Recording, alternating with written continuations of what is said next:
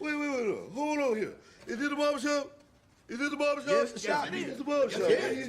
Wait, I mean, we can't talk straight in the barbershop. Then where can we talk straight? We can't talk straight nowhere else. You know, this ain't nothing but healthy conversation. That's all. You gotta tell Rosa Park down. Man, ain't nobody exempt in the barbershop. You know that. Ain't nobody exempt. You can talk about whoever and whatever, whenever you want to in the barbershop. Why you gotta tell?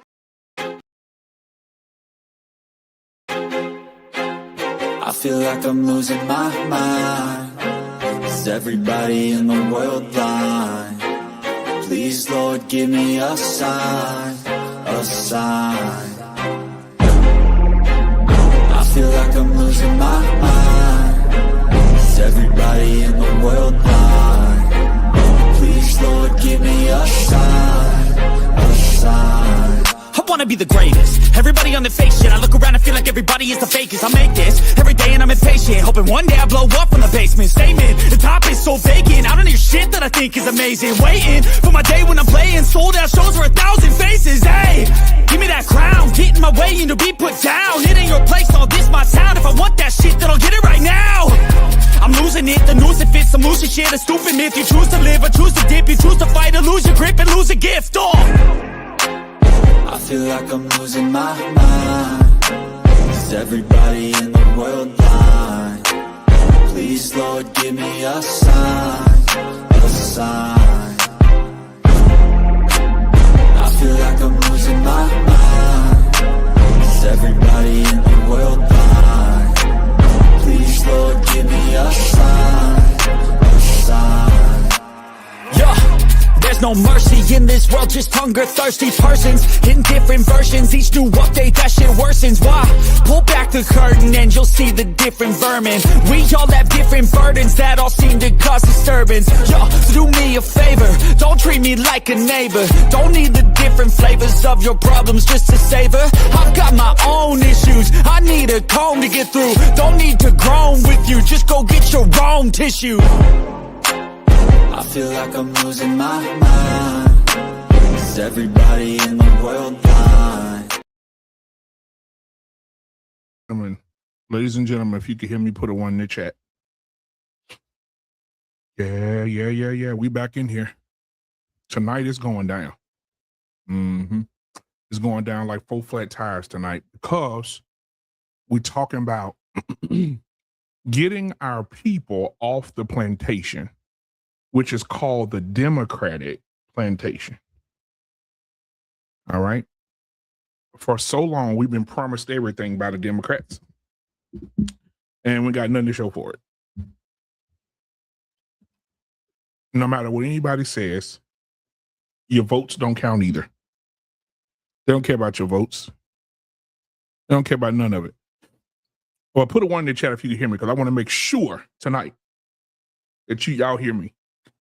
I want to make sure tonight y'all hear me for sure, because I'm tired of hearing about Trump this, Trump that, Trump. But nobody said nothing about Bill Clinton with the 3-strike rule. Nobody said anything about Joe Biden being a part of the 3-strike rule. Nobody talked about that. Nobody had anything to say about the Democrats. Because guess what? What president was it that said, that gave us the civil rights movement? Let's see, what president was there during the civil rights movement? Let's see here. What president was there during the civil rights movement? Let's see, because I think, let me see, I forgot the name. Yeah, he is, yeah. Funky Man Lyndon B. Johnson. Funky Man Lyndon B. Johnson. There we go. Thank you so much in the chat. For the longest, okay, Lyndon B. Johnson basically said, if we give these niggas these civil rights, we'll have their votes forever. No matter what we do to them, we can make them suffer. We can show them nothing. But as long as we give these niggas the civil rights movement, which is not, when they passed the civil rights movement, it wasn't even really for black people. Just like DEI. I look at civil rights and DEI as the same thing. Because look who did the civil rights movement benefit the most? White women and gay people. Who did DEI? Come on. Who did DEI benefit the most? White women. This is a statistical fact. White women. So I'm tired of hearing about the Republican Party when the Democrat Party ain't done nothing for black people. What did I just want to know. I really want to know what the Democratic Party did for black people. Somebody tell me. Put it in the chat. I'll give y'all 30 seconds. I put it in the chat. Let me know. What did the Democrat Party do for black people? But before I get started, I have something I want to play for y'all. And I think it's important. Because last week we had a show, and I definitely don't like to leave anybody hanging. Pause.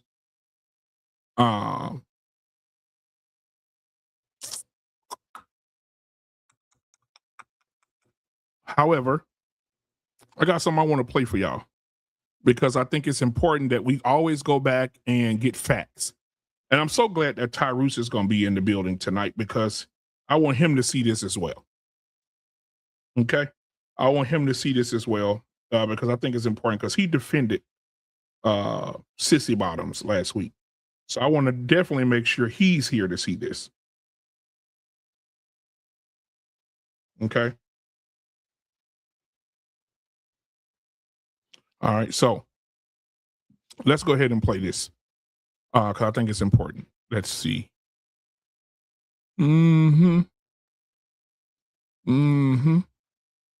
This is for you, Tyrus. I'm gonna bring you up so we can watch this together. Tyrus is in the building, ladies and gentlemen. Good evening, bro. How you doing? I'm doing good, man. I got something I want you to see. I hope you are proud of your stance last week. Because I already knew this shit was coming. But I'm gonna play. Here we go. Men are the cancer of the black community. Argue with your man. Tasha K, we've been good since Spoon's wedding. Somehow or another, you got a wild hair up your ass and decided, let me pick shit with Funky Dineva. And why? When people can't access you physically, they will try to access your emotions. Tried to keep my peace with you. Okay? But Tasha K, I want you to know this, and you can put this on record. Okay? You can put this on record. The next time I publicly see you, I am going to walk up to you and I'm going to slap the shit out of you. What? And then I'm already just throw my setup and be ready to fight your husband. Oh, no. And the sad part about it is I actually like your husband a lot. Wow. I have no problems with your husband. You, on the other hand, Tasha, you the same raggedy bitch that every time you see me in public, it never fails. Every time you see me in public, you run up in my face trying. Wow, Tyrus. I know the man that said that black men who are the most abusive, straight black men are the cancer to the community. I know his sissy ass is not on live saying he's about to domestic violence a woman in front of her husband. Oh, no. Tyrus, can you help me? Maybe I saw it wrong. Yeah, I'm trying to look up what exactly Tasha K had said to It doesn't matter. He's a man, say he want to fight a woman, beat up a woman. Yeah, first and foremost, he shouldn't be putting his hands on a woman. Clearly he said that as a way that he's gonna actually fight the husband. Yeah. As a way to antagonize it. So it's not like he said he was just gonna haul off and beat on her. He said I'm gonna slap the shit out of her. Yeah, he's gonna slap her out the disrespect and then fight her husband. Yeah. What are your thoughts? I think it's unnecessary. I agree. Yeah, but this the man last week that said straight men are cancerous. Hey, but I told you, whoa. Now see, this is strange because I told you last week that he shouldn't separate himself. If he's going to call out black men, he should call out. He can't separate himself because he himself is a black man. Mm-hmm. So this also goes, well, you're just as toxic as what you calling us. You know what I mean? So just to be clear, there's no inconsistency on my part. Okay. But BMU, I want to be clear. He shouldn't have said that. If he was like, you know what, Tasha, the next time I see you, I'm just going to haul off on your husband. As reckless as that is, we get it. You know what I mean? Because you just, okay, you went straight for the dude or whatever. But no, you said you was going to put your hands on Tasha first. You know what I mean? Yeah. What about you, BMU? What you think? I think that he's full of shit and he's a clickbait bitch. And he likes to do things to get clicks and comments. And he that's what he likes to do. Swanky Rizzy 7574 said his moist ass ain't gonna do shit. He's trolling and he's doing it for clickbait. Yeah, I agree with Swank. First and foremost, let's be clear. BMU, I think you can agree. Like, we know these clowns are doing clickbait engagement crap. You still shouldn't say that though. Yeah. Right. There's got to be some sort of line, however fuzzy, blurry it is, man. Now, and think about this. What if Trump would have got on TV and said, next time I see Whoopi, I'm going to slap the shit out of her. I'm going to slap her. Yes, I am. I'm going to do it. I am going to do it. BMU, that was the wrong person to use as the example. The man was found liable for sexual assault and got elected president. The man just called the woman a bitch on camera for asking a question. A reporter asking a question. BMU, like, pick another person, please. So hold on. So what was he? What? I have a question. What was Trump? What was Trump convicted on? He was found liable for sexual assault. What was he convicted on, though? Or he was convicted for fraud, 34 counts. 34 counts of fraud or 34 counts of rape? Fraud. Sexual assault? He was found liable for sexual assault. That's why you got to pay damn near $100 million. But so I was reading today and I was like, how did I miss this? Donald Trump was not indicted on any charges of sexual assault. Who said he was? Everybody says. So he found liable. I was watching The View and they say a convicted sexual assault president. I said, whoa, wait, when was Donald Trump convicted? Yep. So let's be clear when you put the words together. Is he a convicted felon? Yes. Is he a sexual assaulter? Yes. So he's a convicted. But do they have proof? Right? If you want to say he's convicted on sexual assault, obviously that's wrong. He's found liable, right? If you want to, since we got to be technical about it. Yeah. Right. In this great country, absolutely. So he's a convicted felon who was also found liable for sexual assault. Okay. So I'll say this. Anybody, I'm going to say this too. Hold on just a second. Anybody that want to come up and be a part of this conversation, make sure your camera's on, make sure your audio's good. Come on up. You could definitely have this conversation. As you can see, I've already put it in the chat and pinned it to the top. There's a link up there. Click that link and come on up here and have the conversation with us tonight because we're going to have the conversation. But I had to go do my research, Tyrus, and I was like, his accusations are, he has 34 counts of I'm reading it right here. Falsifying business records, allegedly disguising reimbursement payments as legal expenses.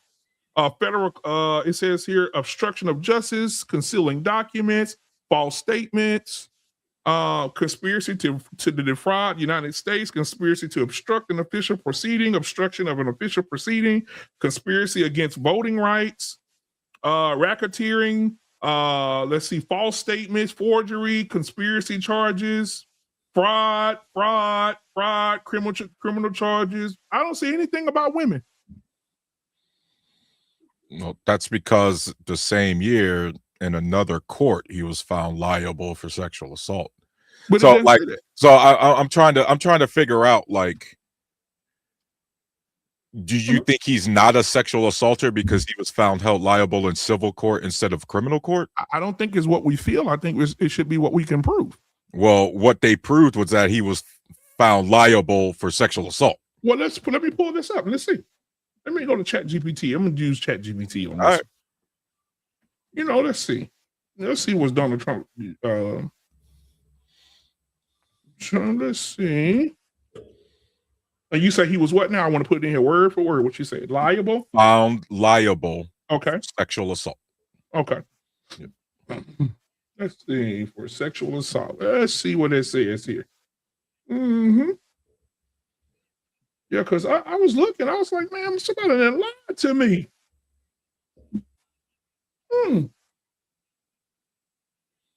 It says here in 2023 that Trump was accused of sexual abuse of a young lady named E. Jean Carroll.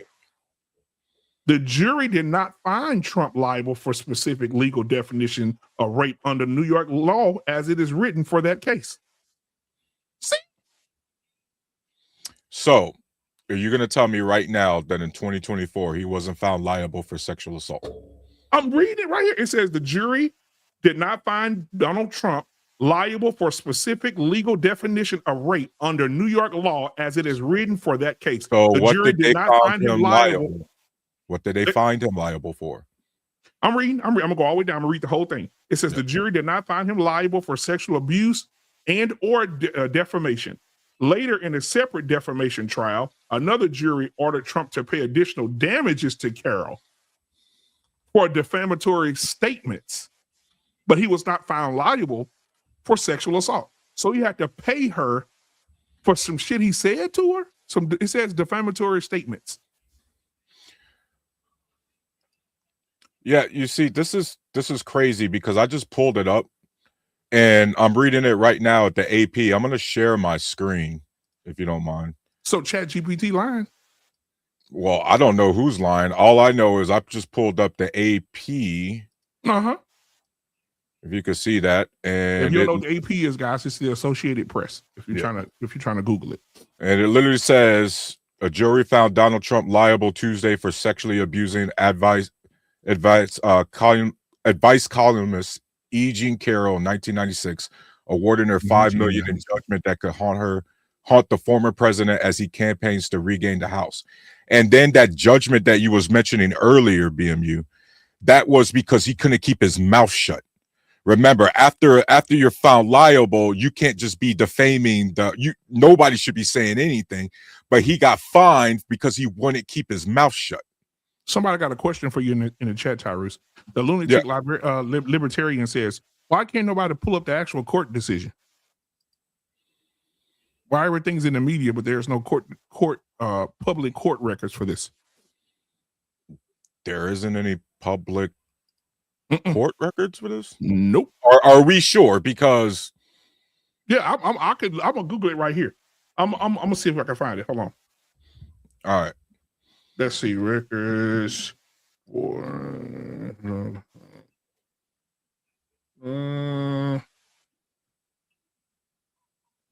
Okay, let's see what it says here. While you're reading that, Swank says that they can only do civil cases after statute of Swank, what's the statute of limitations? The year, is it 5? Like, what is it? I'm not sure on the cases with that. And does the statute of limitations, is that different depending on the type of case? Like, for example, sexual abuse or domestic violence or something like that? And while anybody in the chat, if you find it, let us know too, and we'll look it up if you put it in the chat. And thank you guys. Also, to add this in there, I believe, and I don't want to be insensitive here. Yeah. But Tyrus, can you imagine if I showed you, if I knew you when we were 14 years old, and now we're in our 40s, and I call the police on you, and I say, hey, in 1996, Tyrus stole my car. I need you guys to arrest him. Don't you think that's a little fucking crazy? Honestly, no, because karma spins the block whenever it wants to, right? But I'm just saying, like, as far as law. Well, what's crazy is that as far as law, shout out to Swank, he put in 8 years, so it's probably about that time. So, let's obviously we'll just use the general number here, BMU. Let's say that we're going to use your example. That happened in 96. Well, that's way past the 8-year limit for when you can bring up criminal charges. So now You might not be able to criminally or bring charges against me, but you can bring a civil suit against me, and then have me found liable to pay for the worth of your car, not even at the worth it's worth now, but at 1996, what the value was worth then. You can absolutely sue me for damages. But it's like the OJ case for me. OJ went to trial. He was set free, right? If it does not fit, you must acquit. Must acquit, yeah. And he was a free man. And then 6 months later, they did a civil suit and robbed this man of all his money. I don't understand how the law works. If I'm not found guilty of something, then why I had to go to civil court and pay damages on something I was found guilty? I was found not guilty on. That's crazy. So it's been a minute, dude. It's been a minute since the whole OJ thing went down, and I have to admit, obviously, I was a little kid when all that shit went down. So, go ahead. Hold on just a second. I want to address Anissa. Anissa, I'm not being biased here. I just read what I pulled up on the screen on Chat GPT. It says he wasn't liable, but he paid damages to this woman. That's exactly what it says. $5 million. He paid to this woman $5 million. He wasn't found liable. I don't understand how we can say a person is found liable for raping a woman 27 years ago.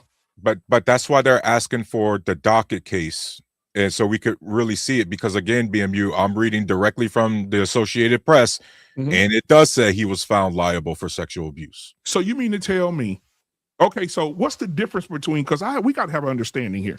What's the difference between liable and guilty?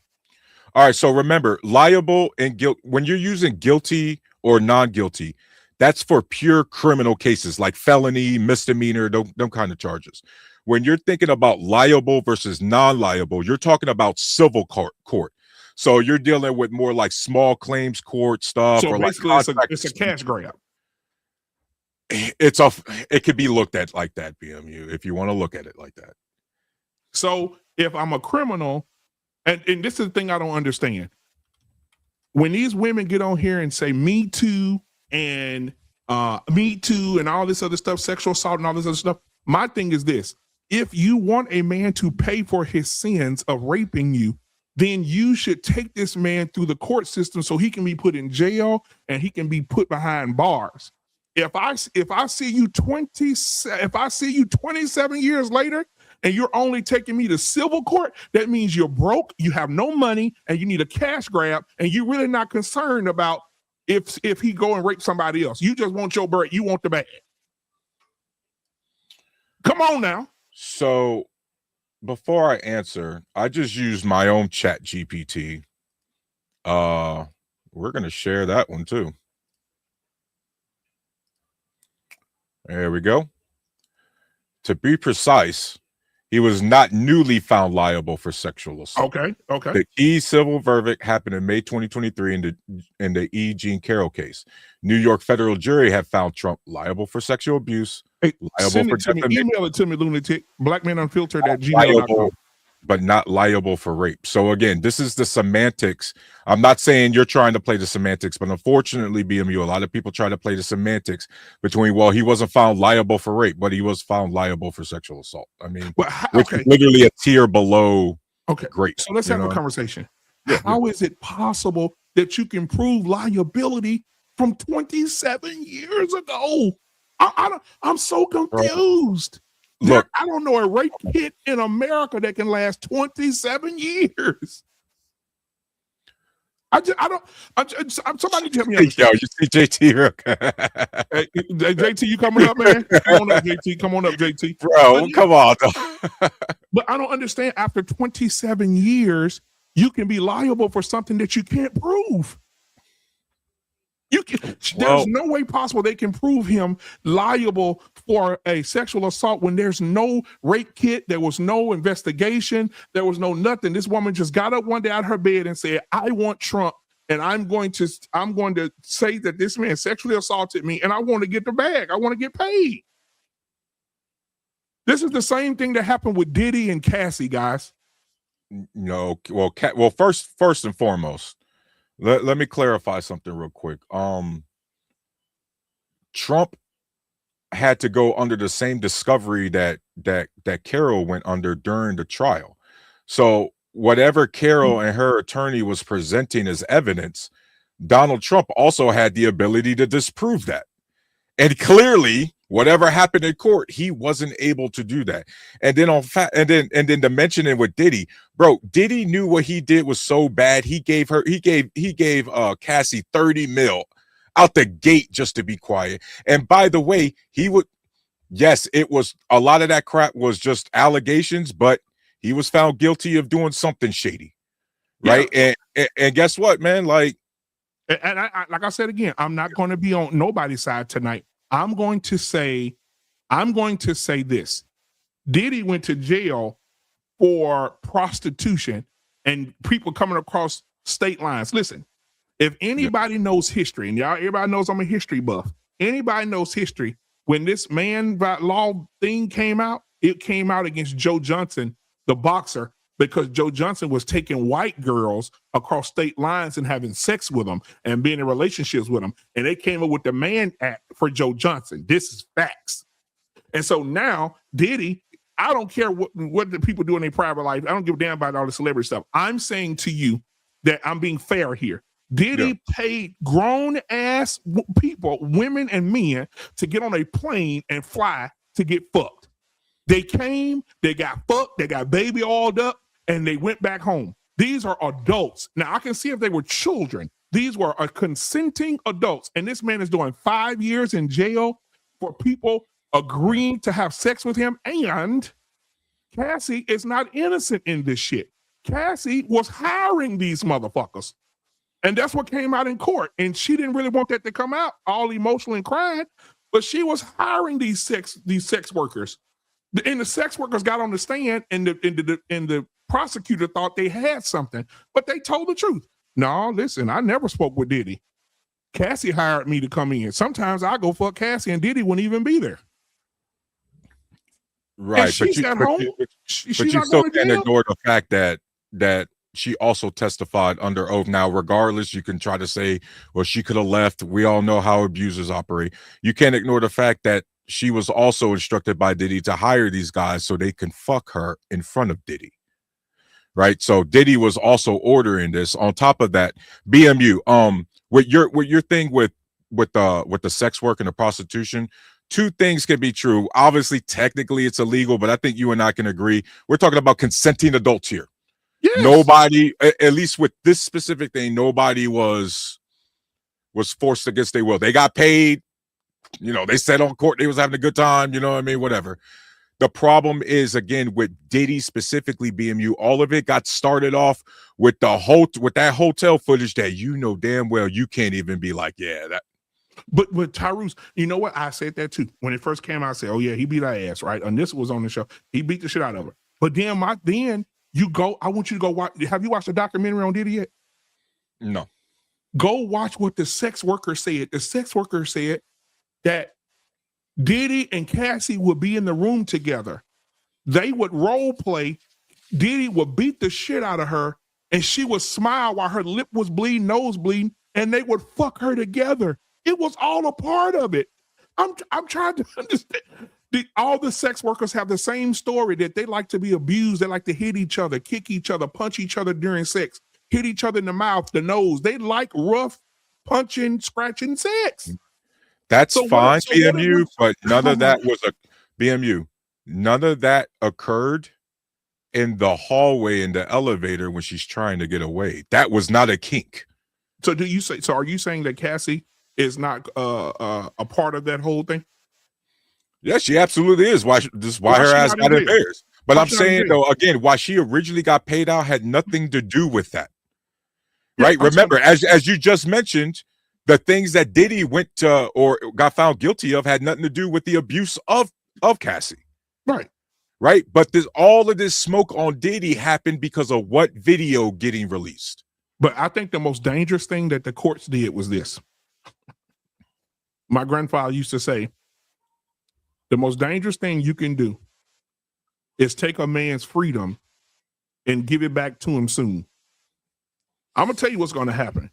I'm telling you what needs to happen. Everybody that did these fucking videos and talking about Diddy ain't shit, and these people were talking because they thought that their RICO case was going to hit Diddy and Diddy was going to be gone for 70 years. But Diddy ain't going to do 5. He going to get out in 3. Yeah, I was about to say, I don't even think he might not even get out in 3. And when he get out, his net worth right now is $736 million. So when he get out, the man's still going to have money and power. And I promise you, this man, as vengeful as he is, he going to lay low for a while and he going to fuck over everybody that says something about him. Watch. I'm telling you what's going to happen. He's going to fuck over everybody. Maybe. And he going to get back in the studio. He going to be doing people music. Because I'm telling you right now, people can say what they want. If Donald Trump get up tomorrow out his bed and call a news conference and say, today I'm feeling grateful, we gonna let R. Kelly out. If R. Kelly get released out of prison today, he can sell out Madison Square Garden in 30 minutes. That would be pathetic, by the way, because Diddy and R. Kelly can't even be compared. Like, R. Kelly's certified pedo. R. Kelly get out of jail today. I agree with you. I'm just saying, I agree. In 30 minutes. I agree. I'm just simply saying that's pathetic. That's the absolute truth. Yeah, he would absolutely, every single stadium would be sold out, BMU. I absolutely agree. And I agree that absolutely everybody that went there would be pathetic. That's my opinion. Because you know what this man did, and when you do that kind of shit, just like if you still playing his music, he's getting those royalties that fill up his commissary. That means you are directly enabling the crap, and you condone what he did. Man, my thing also is this: if R. Kelly, I think we should be fair across the board. If R. Kelly's in prison, so should the parents be. Agreed. Yeah. Because Tyrus, is there any way possible that you would drop how old is your daughter? They both 17 and 15, BMU. Would you let your daughter go to Chris Brown's house for a week? Hell no. By herself? Hell no. And I know you wouldn't either.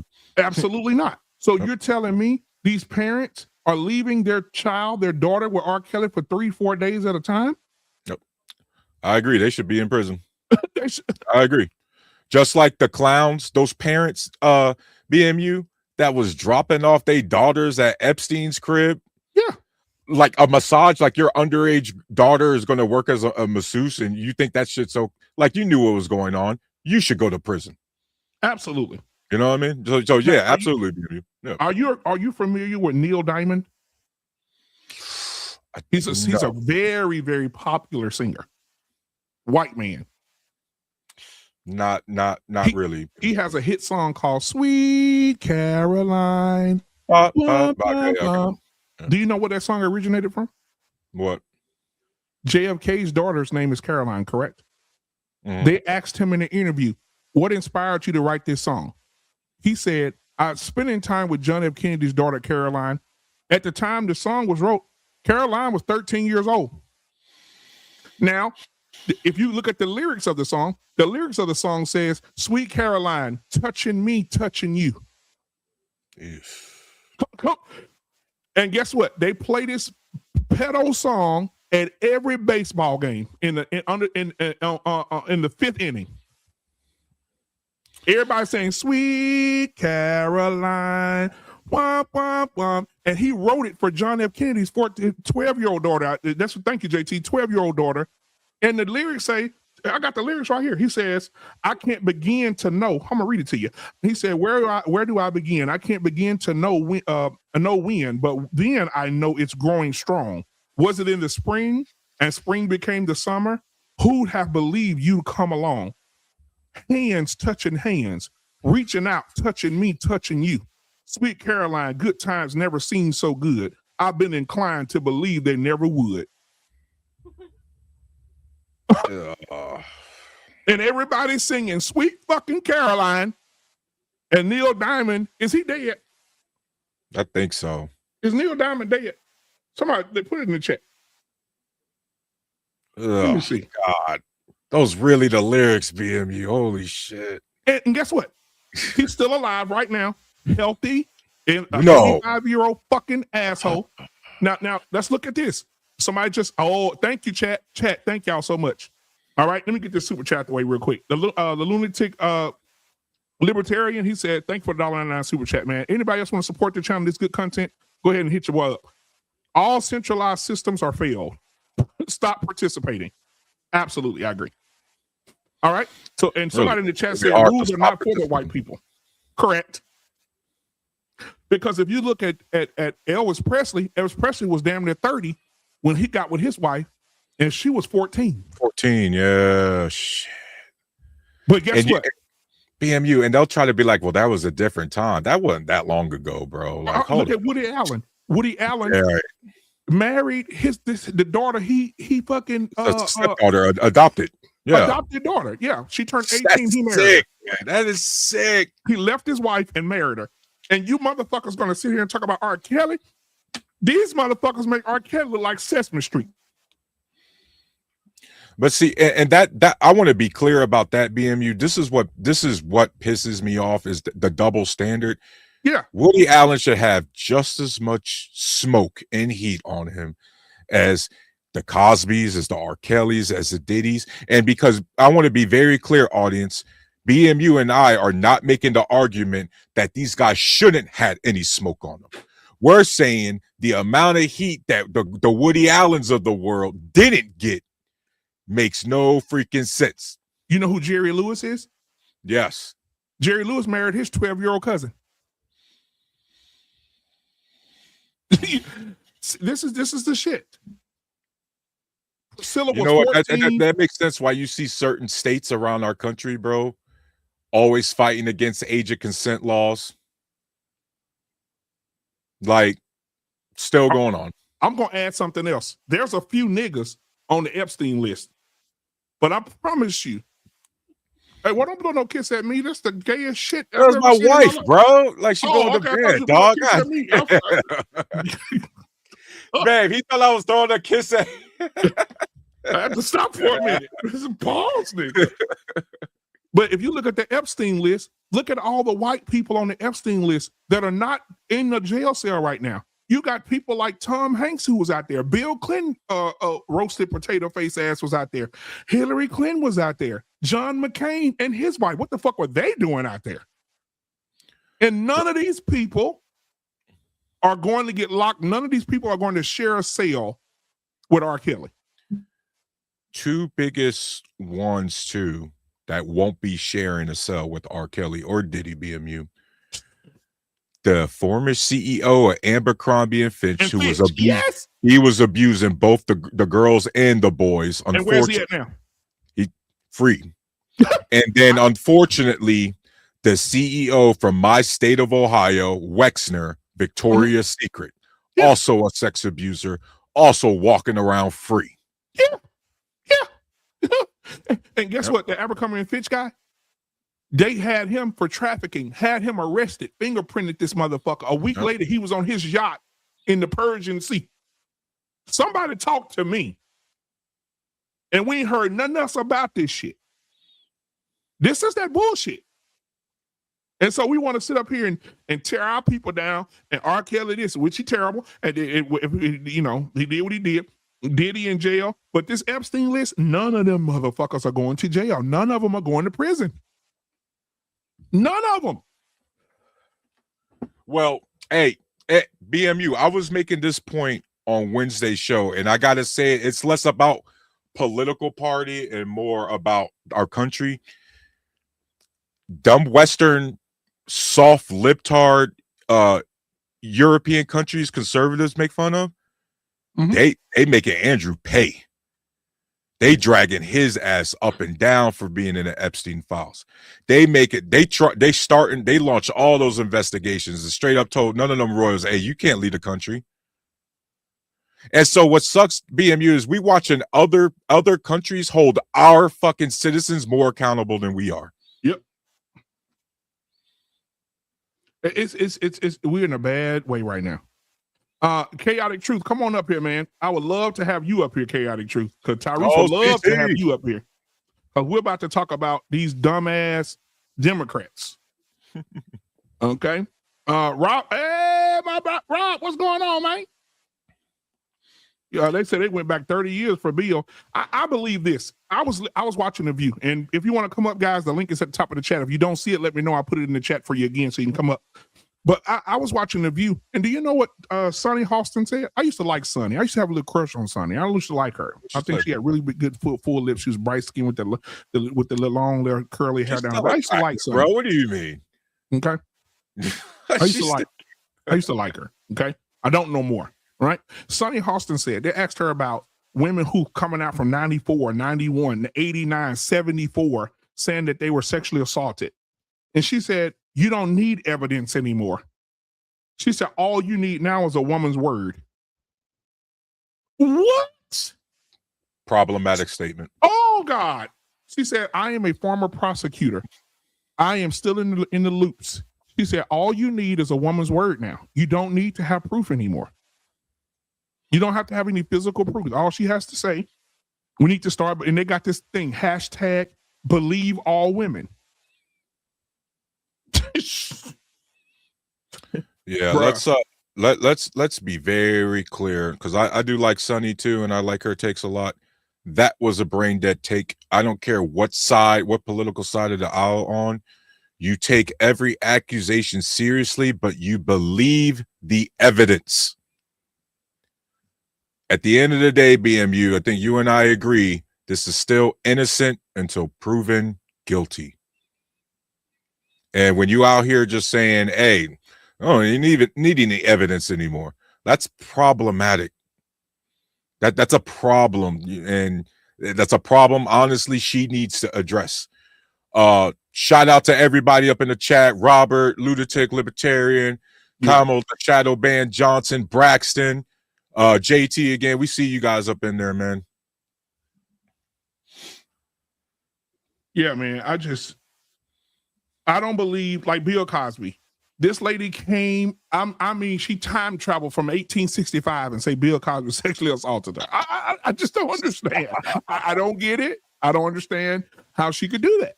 How is it possible? So that means a woman could just wake up one morning and say, you know what, I'm at the end of my rope. Let me accuse somebody so I can get paid. That's what's going to happen. And you know what? It's making the women look really bad when they're found out to be liars. Because everybody, let me tell you, everybody was on, what's the wide receiver's name for the Patriots? Diggs. Everybody was on Diggs' ass. You abuser, you woman abuser, you sexually assaulted that woman and choked her out and all this other stuff. And that lawyer put her on the stand, and that bitch was lying. Yeah, got found not guilty. Yep, she was lying about him choking her, lying about the sexual assault. She lied just because she was getting a bag. She wanted the bag. No. And guess what? She made 5 other women who actually went through this look bad. That made them unbelievable. I'm telling you, the more lies, the more unbelievable women are going to be. And look, I can't argue against that, BMU, but I also have to look at how the nuance of the court cases. Stephon Diggs was found not guilty. So guess what? He gets to run his mouth. You know what I mean? Yep. Bill Cosby still went to prison for it, dog. Yep. So, it's not like they went for the cash grab. There was criminal charges. You know what I mean? Unfortunately, we also have to at least be able to acknowledge, like, yo, some of these guys are scumbags. They are. But guess what, though? The majority of those scumbags, they're not in jail. Yeah. That's And that's the thing. We put all the niggas in jail, but we're going to keep these white men out. And I don't think, and to be honest with you, I don't want to go down a rabbit hole here and start a conspiracy thing, which I do love conspiracies, because in every conspiracy, there's some truth. Yeah. But I don't think Epstein did. Bro, that's not even, dude, BMU, that doesn't even count as a conspiracy anymore. That's a legit, line of questioning. Yeah. Is he legit dead? A man that powerful takes himself out. And then on top of that, do you know that Joe Rogan tried to buy the house on the island? And they refuse, say this house is not for sale. Somebody, BMU, bought the Epstein house in Arizona and then tried to turn it into like some like a museum or like something. It's sick, bro. These dudes are sick. Why would you want that property? I agree, Anissa. I agree with you. Me and you don't hardly agree on shit. Anissa said you can't convict someone of murder if you don't have a body. I agree 1,000%. I agree with that, even when it comes to the whole woman situation. If you don't have no proof that man forced himself on you or forced himself in you, you can't say in 1979 Bill Cosby raped me. You can't. You shouldn't be able to do that. BMU, this is where we're gonna have pushback because you keep saying you shouldn't be able to, but then you go into court and the guy you're accusing is like, yeah, I did it. Okay. Well, then he shouldn't have been able to do what he did in the first place, right? Mm-hmm. Now, let me say this. Okay. Have you seen, I want to make sure I preface these white folks. I want to call white folks out tonight. Okay. Oh boy. Are you familiar with, let's see, I'm going to give you the doctor's name. Hold on just a second. Let's see. Dr. Donald Klein. Are you familiar? No, that wouldn't happen to be the Olympic gymnast doctor, would it? No. No. Okay. Dr. Klein is a fertility doctor. Okay. And Dr. Klein, when patients would come to him for fertility treatment to have babies, he would use his sperm to impregnate the ladies. I heard about shit. Now, hold on. He would take his sperm, put it into the ladies. The ladies would become pregnant. He has over and counting. Let me see how many kids Dr. Klein has. Let's see. Let me ask Google here. How many kids did Dr. Klein illegally inject in women? Let's see. Oh shit! I heard about that being. Holy fuck. Okay, Dr. Klein. Let's see. Oh shit. 107 children and counting. Now, let me ask you a question. Where is he right now? Is he in prison? No. Guess what, Tyrus? He went to court and they told him there's no law against that. You're free to go.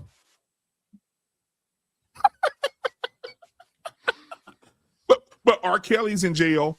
Diddy's in jail. But this man took his sperm. That wouldn't be something dealing with like rendering false services or something like that. The women were saying they felt raped because think about it. Yeah, that is.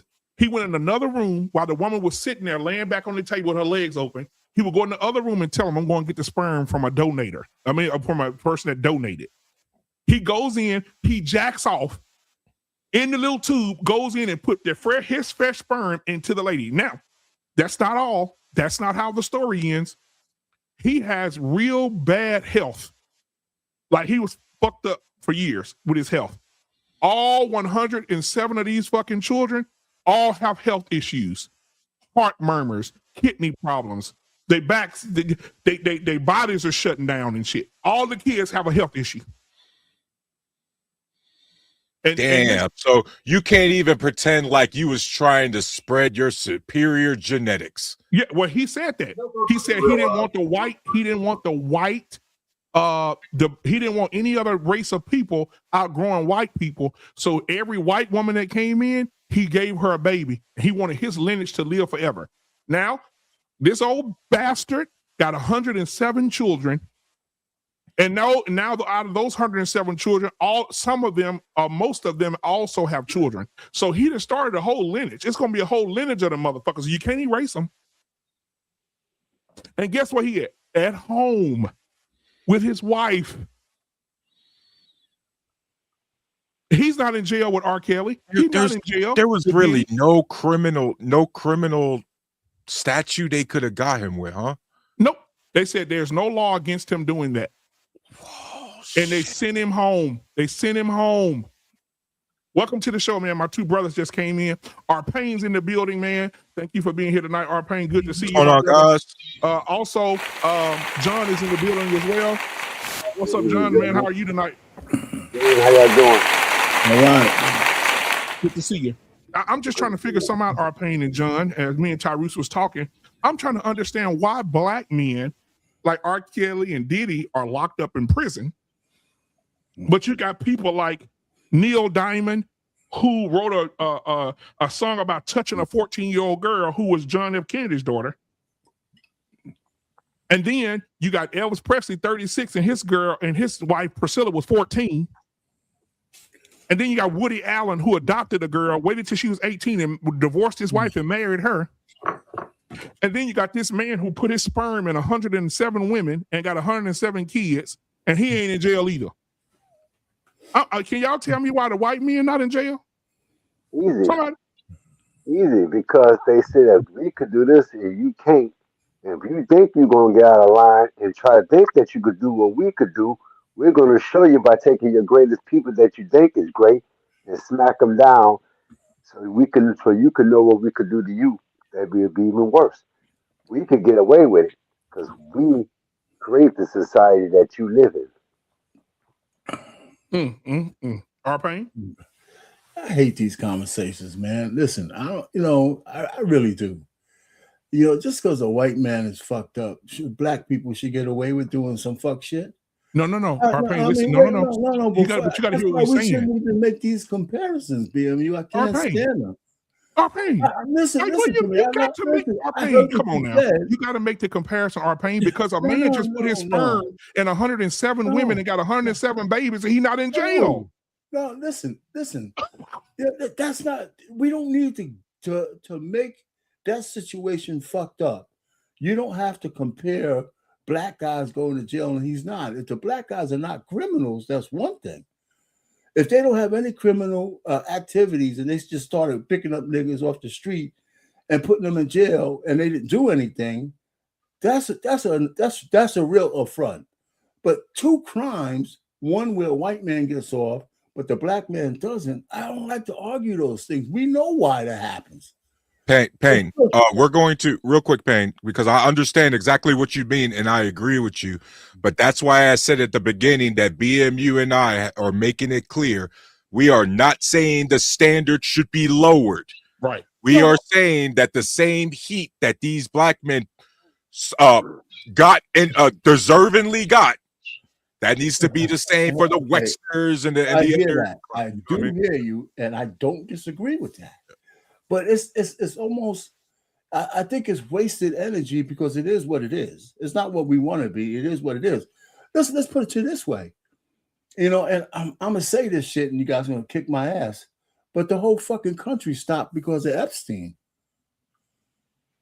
right? They didn't let him walk, right? So he walked a few times before he even got convicted. No, forget what the fuck he did before. We're still talking about that motherfucker right now. Mm-hmm. Right? So they didn't let him. Listen, he's dead. I believe they murdered him, by the way. I don't think he did. I don't think he did. All right, so what the fuck, man? All right, so I just think the guy was a Mossad agent or whatever he might have been. This guy had all kinds of dirt on people. They didn't let him go scot-free. They let him linger too long, that's for sure. Mm-hmm. But I'm just saying, these comparisons, I mean, it's like, listen, you guys could argue about how come the white man is not in jail, but the black guy is.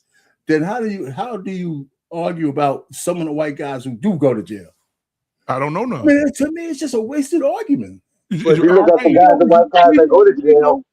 We know it's racism that made that shit happen, right? That's the real racism that still exists in these organizations. I agree. So, I mean, what is there to talk about? But, however, if R. Kelly, I don't know if he deserves all he got, but his hands aren't clean. So arguing the difference, it's like you're almost trying to say this guy shouldn't be doing the time because the white man didn't. No. I said R. Kelly doing the time. You argue it. If you just because then the argument is over. The fact that there's a difference is pure racism. What is it there to talk about? Right, R. Kelly should be in there. I'm saying that the stuff that R. Kelly did, I just want you to take a minute, R. Payne, just a second, and look at what Dr. Klein did. Dr. Klein went in a room and jacked off 107 times and put his sperm in women, and they had babies who now are medically dysfunctional. All these kids are all the kids that came from. Okay, so where was he at? Where was he at? In Indiana. All right, so okay. So all I'm trying to say is in Indiana, they let him get away with it. If he was somewhere else, he might not have. Because you could find a charge for somebody. Yeah. Right? So he got away with it, but and it's fucked up. But the comparison thing I still have a problem with. He got off because he's white and he got connections. I think the problem with the comparison thing is what he's trying to say is that you have to bring it to the light so it can make a change. Because I mean, that's the only thing you can do. That's what we've been doing. We've been doing it for a long time. Yes, but John, it's the wrong argument. If I'm on the Supreme Court, right, and you want to tell me how come we're not prosecuting white men like we prosecute the rest of the people in the diaspora, blacks and everybody else included? You know, I would have to try to fashion an argument that says a punishment should be a punishment meted out where you can't distinguish upon racial lines, just like they're doing with the fucking gerrymandering. Well, when you are that part should be looked at because we know that's why they're doing it. We know that there's judges out there putting black people in private prisons and brown, well, I hate brown people, black people and non-white people with extended prison times in private prisons because they're getting kickbacks. You know, we know there's a lot of that going on. We're not even talking about that. You know, it can't be, huh? I do agree with you on that because they are a judge in Philadelphia. Right. I was going to say the people of Pennsylvania. Right. Black juveniles to private institutions to work for his own kind of, business deals. I'm sorry, John. I mean, listen, I don't disagree with where you guys come from. We never get anywhere with these arguments on why the black guy's doing time and the white guy's not, because we already know the answer. And I agree with you on that. It does a point because we do know that they sentence us harder, but then, like you were saying about the Supreme Court, them arguing it, you can always argue racial prejudice and racial what's the word I'm looking for? Give me a second. Discrimination. Not discrimination, but with prejudice, where you being predatory towards black people and you sentencing them harder than you sentencing the white people. So you can argue that. If both of us go out there, we both do something to SA to a child, and we both do the exact same thing. And me being a black man, I get 30 years, and you being a white man, you get 5 for probation. That is called, predatory racial discrimination. You are going a predator. You're being a predator against black people. You're trying to sentence them and put them in the street. Put them in prison, but in the street to eliminate them from other situations. So like Payne, for another example too. No one here will argue that even if you're a juvenile boy, if you essay a girl, you should go to juvenile detention, you should be in prison, right? But far too often, the book gets thrown at black and brown boys, and then the white boys go to the same courtroom under the same law, and all of a sudden, well, we don't want to ruin this kid's life. He got a bright future ahead of him. I agree with that. If I was I'm still trying to fashion a better argument that I would argue about on a federal level, okay, where black people get disproportionately longer federal crimes. Where our black representatives, the Congressional Black Caucus, making a big stink that a vial of crack gets you life, but a pound of coke only gets you like a few years. There has been made a big stink about it, and that's why some of those standards or some of those automatic sentences have been rolled back, Payne, because people have been making it. But not when they mattered back in the day when crack was at its height. That's the first thing. The second thing is now the people on crack were just victims of addiction as the white boys are with fentanyl and all that. So they got a public health crisis with them, but our guys were criminal. And to me, since the laws and shit are meted out at the state and the federal level, I'm saying, why do we have all these black representatives when they're not stumping and making a big fucking loud noise because of those disparities? Not just a couple of people on the panel. Where's the guy and the black woman and all these motherfuckers with the bullhorns saying how fucked up that is? And but all they want to do, that's not what they're focused on. Really, on Payne? Because there was one in Texas, but she just got her district redrawn out from under her. Yeah, but what was she was Jasmine saying? Crockett. But I hated her. What was she? I don't like the bitch either. But what about exactly what you was talking about? You don't like her, but she was doing exactly what Payne was talking about. And Jasmine Crockett, I got her on the thumbnail. I did, Payne. She was, her and the squad were always all over exactly what you was talking about. No, the squad did. Yes. Did. Yes. Anyway, go ahead. So what you was going to say, BMU? No, I'm gonna say this. I want to change this. I'm just gonna go into what the show is gonna be about tonight, man. That's a good opening conversation. Oh shit, man. Y'all been on for like an hour, right? So let me say this. Yeah, because the conversation got really good and we was looking up shit. But I want to say this though. Payne, I want you to tell me something. I'm gonna ask you a question. What have the Democratic Party done for black people?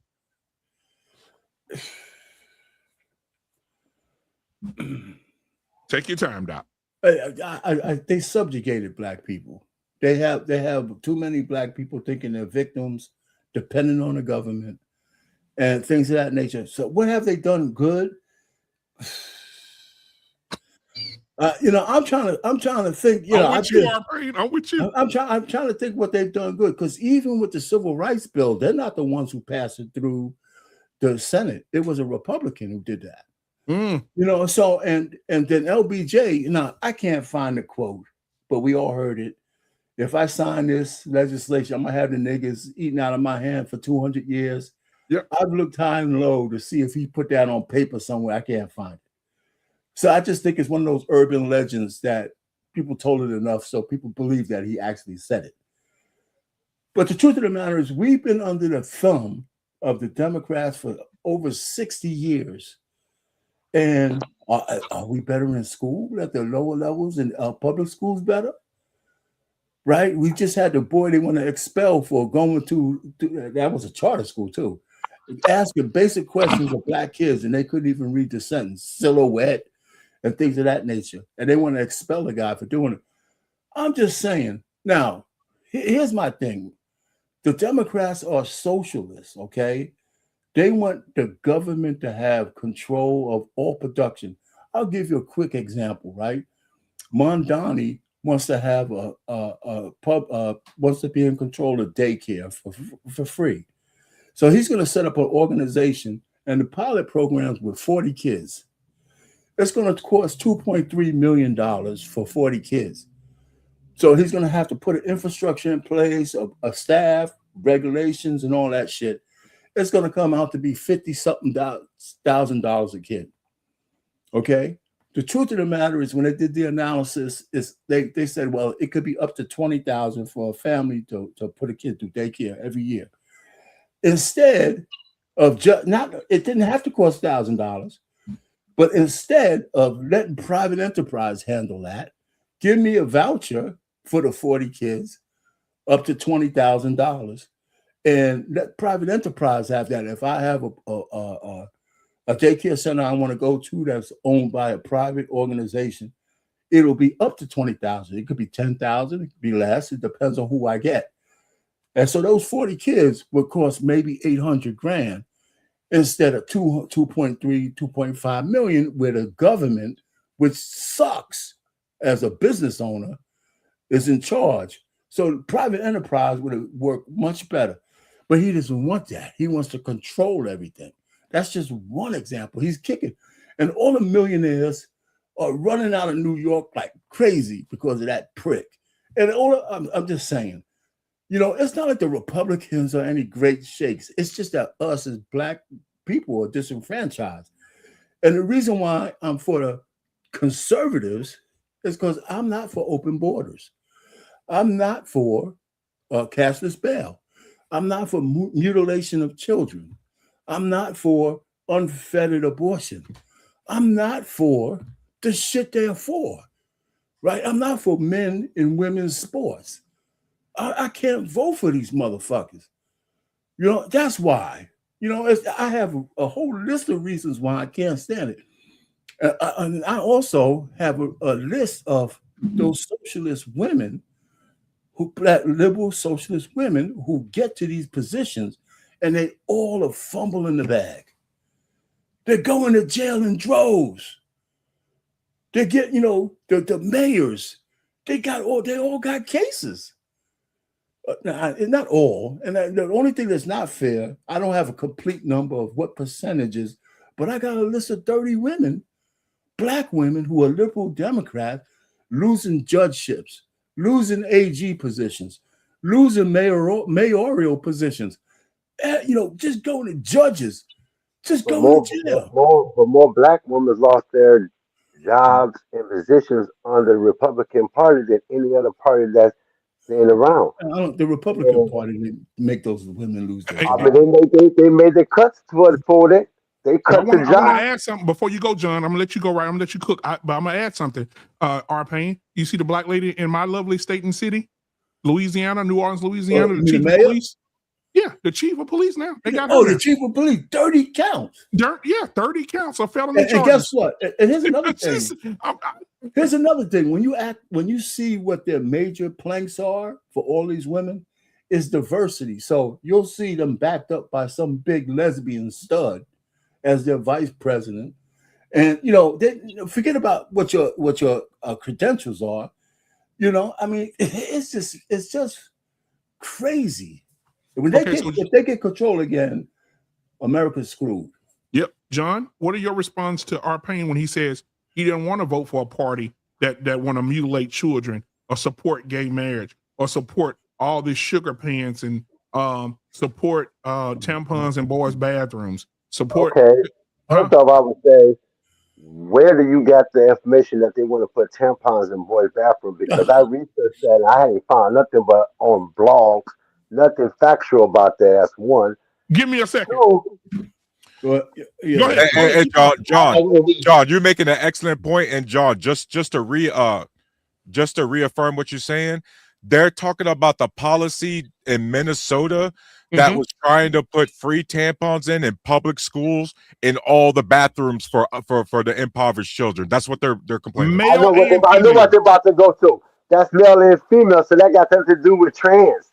Yeah, nothing. Stop. We got to stop this bullshit, y'all. We got to stop this shit. If they put in tampons in boys' bathrooms, guys, that is setting up the future. It's setting up the future. It's setting up the future. That's all. And guess what? That same governor was running for vice president of the United States. He was running for vice president of the United States, and he wanted to put tampons in boys' bathrooms. Okay, and again, how does that mean that is for sickly saying I'm giving this to trans people? Did it say, did it say in there, this is going to the it wasn't nothing in writing. It wasn't nothing in writing. That's all I want to know. I want to assume that I can assume Donald Trump did 96 murders. So you can just use logic, right? You can just use logic because I don't know if you have a son. I have a son, right? And that's going to acquiesce what we seeing these dudes being more like the feminist mamas and grandmamas of old. This is what we see, and it's called grooming. It sets up the future. Yeah. It's set. Okay, so I can assume that. But listen, Tyrus, the fact that they will destroy black community. I'm sorry, but Tyrus, you said something about putting it in poor people's bathroom, right? And that's the problem. And that's the problem. They push these dumbass mandates on poor innocent children, right? Yes. When it's promoting sexual activities. And most parents in schools, and this is what they don't do in the neighborhood where you pay taxes, They don't put these dumb programs into white kids and mixed kids to say, go run amok. Boys and girls. There's no way. Tell me where in any state outside of Minnesota. Hold up. I know, brother, y'all in different states. Okay. Yeah. Tell me where. Okay, so Iowa, y'all look different. Y'all might have boys and girls and horses. So my thing is this, right? Do you, as a father, son, big brother, little brother, slow brother, smart brother, condone feminine products in the bathroom that you go to? Because that's saying that the girl that's going to identify as you, she's coming in there. And if you a man and you got a man, you're going into this space with the girls. How does a feminine product that women need once a month, their damn near their entire life, promote sex? Why would they put where if he put it in all the public schools in Minnesota, right? That's the whole state of Minnesota, right? No, you're just trying to put it. Hold on. You're just trying to put it. The whole state. Can we answer the question though? Because for you guys are minimizing what I am gonna. I'm sorry. You guys are minimizing what it's not about. Just the tampon shit. It's putting full-fledged chicks with dicks. No, it has nothing to do with that. In men's sport and women's sports. It has nothing to do. Here's the actual policy language issue. No. You guys keep making stuff up. You guys keep making stuff up. You guys keep making stuff up. Here's what the policy language is. The law says menstrual products must be available in bathrooms regularly used by students in grades 4 to 12. Earlier wording referenced female restrooms. So this is about putting tampons. That's the updated version. That's the new version. This is about putting tampons for women who go through a normal process. Big picture. My man's old. My man's old. He's Gen X, John. Why would the tampons be in a boy's bathroom? Exactly. I mean, why would they be in a boy's bathroom? Exactly. My man's older, G. Now you know you Gen X. You look like you in your 50s, right?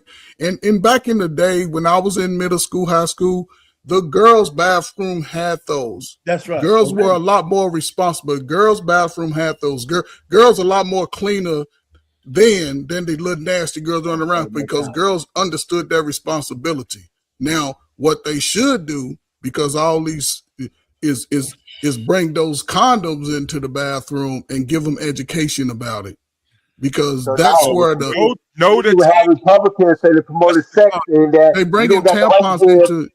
You don't bring tampons into white schools. White schools don't get all that. They push it into poor, disadvantaged. That's what you said. The poor kids. I live here in the upper middle class area. That's nothing. Did y'all vote for that in y'all neighborhood? They got tampons in the girls' bathroom. Hold on. Did y'all vote for it though? Tampons in the girls' bathroom. We talk about boys. That policy is a newer policy. It wasn't exactly. It's a newer democratic policy. Good policy that you're arguing against. You're literally arguing against putting that into the women's right. bathroom. You don't put it in there. Why? Take that shit out. Hold on. Hold on. Time out. No. Are you arguing that they put it in women's or men's? We're talking about who's back. They just put it in there. Please, man. Whoa. Now you go too far. You make the claim that putting tampons for girls. You specifically, yes. I know. You talking about for boys? No. I know you didn't. You're putting words. Listen, when I said, Kane, I know you didn't say that. You guys brought it down to the bathroom. I didn't. Payne, I didn't say that. Coach specifically said, Coach might have said putting tampons in the girls' bathroom is promoting sex. No, that's specifically what he said. I said the boys' bathroom. No, that's what we arguing about the boys. Coach, we arguing the boys' bathroom. But I've been arguing the boys' bathroom the whole time. Our pain made it. I'm just like, hey, y'all, we're gonna do one mic. The people in the audience say y'all mics are clashing against each other. So we let one person go at a time. Go ahead. Yes, sir. How does how does the tampon in the boys' bathroom promote sex? Do they shove it up their ass in the boys' bathroom, coach? No, they're gonna make sure our boys gonna be wearing dresses in 5 years. So a tampon bathroom is gonna make them wear dresses. They're gonna be switching and crying about the girls. Come on, man. This is That's insane. how they set it up. You know, I mean, come on. You know what, Roos? The only thing is that you're so much more intelligent than what you just said. If they're putting tampons and women's products in boys' bathroom, the message is that it's okay if you think you some kind of fruit cup. You might think you might need them. It's a subliminal message, and you know that. I mean, come on. Yeah, really? That's what you get out of that. Yeah, you can come over and get this surgery. A little 12, 13-year-old girl and boy, they can be groomed to be anything. Come on, man. He might be groomed that way. That's most of them get touched. That's when most of them get touched. What are we talking about? According to coach, girls don't have periods, guys. It's not natural. Man, come on, man. They start like, listen, Tyrus, you sound silly, man. I grew up with 5 girls. I've been knowing how girls supposed to act as girls all of my life. I grew up with girls. Like it, coach. So again, in middle school, when my sister, my 2 older sisters were in middle school, they put that into the bathroom for the girls. And when we got to middle school, high school, they put condoms in there for the boys. If I'm saying today, if they want to have a solution, you go back to putting the same products for the girls. And this is where the slow mamas come in at. Teach a girl how to protect her body and nourish her body and make sure she handle that. And for the boys, you don't put no girls products in the boys' bathroom at no 12 and 13. Come on, man. We talking about kids. We talking about people in the most vulnerable state of mind of life, and we gonna show them to be some feminine shit. No, put footballs on the wall. Put some lunatic up here. Come on, man. Put some golf. Put some Tiger Woods. Put some. Y'all want to have rainbow colors and shit. Being that painting pink on the wall. No, man. Don't you think the problem be more at home? There's some tampons in the bathroom.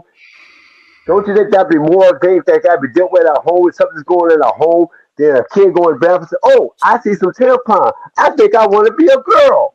Yep. Don't you think you got more to do with something at home? John, my cousin kept telling me I was a girl. Stop this, John. We got to stop this. Girls' tampons should not be in boys' bathrooms. Period. Why? That's what makes it's crazy. I got 2 girls. And you better not. Come on, man. We see grown ass men arguing if a fucking tampon should be in a boy's bathroom. That's crazy. Because I don't see a problem with it when the fact is somebody can use it. No, because somebody can use that. I could be getting it for my sister that got Come on, man. Stop all my older sister could be. I come to just like just like they say, hey, we get food at school because somebody might be at home that needs it. Come on, man. They put pantries in schools because they said parents or somebody at home might need it. So if you got a kid, I said, "Oh, my mom might be out of tampon. Let me bring this home." But your conclusion is, I walk into a bathroom, I see a tampon, and now I'm gay. By the way, John. By the way, all of this is over the fact that they revised it from girls' bathroom to just student bathrooms, and so they all flock to just assuming that it's just biological. That makes it worse. I want to know what student bathroom, bro. I want to know what kid in the United States has sex change at 12 years old or something. Hold on, man. Stop it, man. We talking about a celebrity basketball player's son at the grooming age turned himself into a little girl at the age of 12. Hold up. Absolutely not. Come on, hold up. No, he didn't do that. He was grown. Let's get that. I already know where you're going. Hold on. Legally has changed himself sexually. He's like 5 years old. What are you talking about? Come on, man. Hold on for a second. I mean, okay, this is a crazy conversation from the standpoint that, okay, if you agree with gender affirming care, you just say that's what you agree with, okay? And we could just move on because we're not going to get anywhere. I don't agree with it. Go get a new hairline every year. I don't agree with it. You know, come on now, and a lot of starlets. Men like, go get penis, erectile dysfunction. They go get that fixed. That's gender affirming care. Why don't you let me finish saying what I got to say? Go ahead, man. And all I'm saying is, like starlets like Charlize Theron, she adopted a black kid, and she immediately started to transition him into a girl. Yep, and he was 3 years old. Yep, you did. You know, so all I'm trying to say, wait a minute. So if you're for that, just say you're for it, because I don't want to argue about it no more. I'm against it. I'm not for anything with gender. What I'm against is parents doing that to the kids. That's on that parent, and that parent need to be disciplined with that. And that's going to parent, and that's another thing. Now, if a parent sits there and see a child at 5 years old and say, "Oh, I think my child should be a girl," that's a parent disorder, and that's a disorder that the parent put on that child. Okay, that's there. No, what do in the bathroom? But it's still, come on, man. We talking. I don't know. Look at this. I don't know. Listen, man. These type. I ain't gonna lie, man. These type of topics, it sort of triggers me, right? Because I work with those young people in those spaces.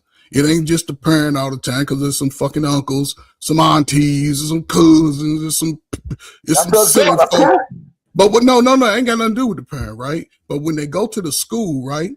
Kids can't read. We talking about we gonna distract them from reading and have them look at the tampon and the groom. Now they got to get the misunderstanding of the word from the family, the friend, the person that's trying to groom them, and the most vulnerable time in a kid's life. No, a kid has to be identified with what the fuck he was born with. That's the problem. That's you have to be identified, but it ain't always the parent, but the school. But it's even more deep than that. It's not parents' legislation where they took. When your birth, when you're born, when it used to be, if you had a dick, you were a male. Yes, if you had a pussy, straight you man. were a woman, a girl. Yes, they took those monikers off birth certificates, and they're letting parents and people.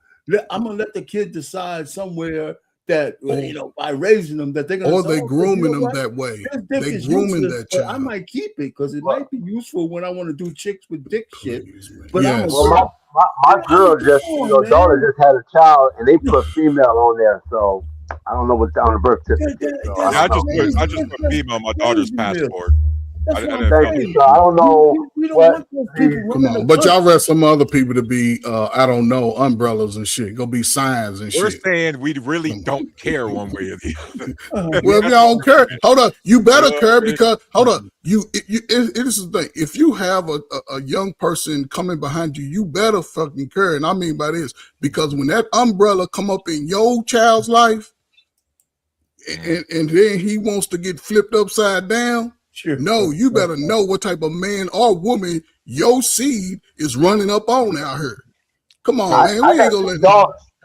I got 2 dogs, 14 and 12. Okay, I don't agree with a boy. I don't agree with a boy or playing a girl sport. I don't agree with that. That's one thing I don't. That's why I live in Iowa. We got a law. You play in the sport that you were born with. You know what I mean? That's what they say here. This is Iowa. I'm a Republican state. Okay, that's so. Well, like crazy. You don't want tampons. You want tampons in the boys' bathroom, but you're against boys playing girls sport.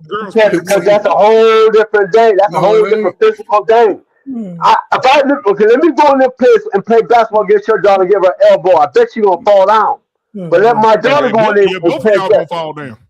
Let my daughter go in there and play against it. I bet you it'll be more even. That's why I said a boy don't need to play.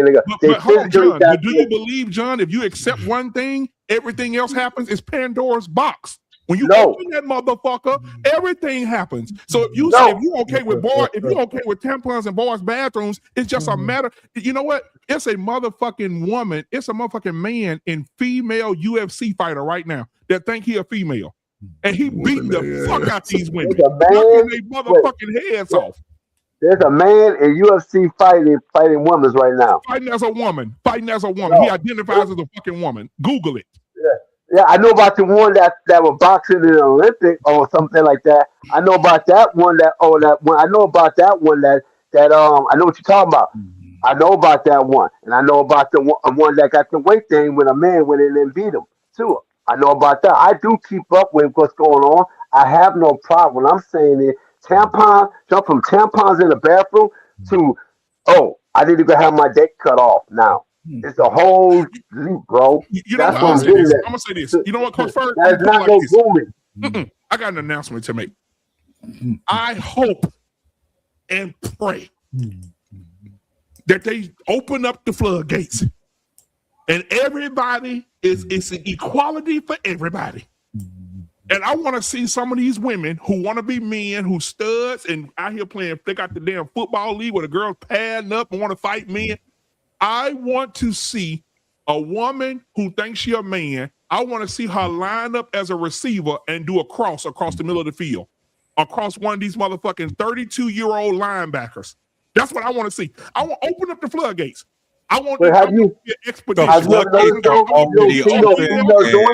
Women ain't doing nothing. You don't see no female acting like they trying to be a man out there. Man, what are you talking? What? Come on, bro. No, I'm talking about literally going to do physical man stuff. Like, hey, I'm gonna go out here and try to jump. Except for what's her name tries to, but literally, I'm swinging like this. And I physically like think I'm a man.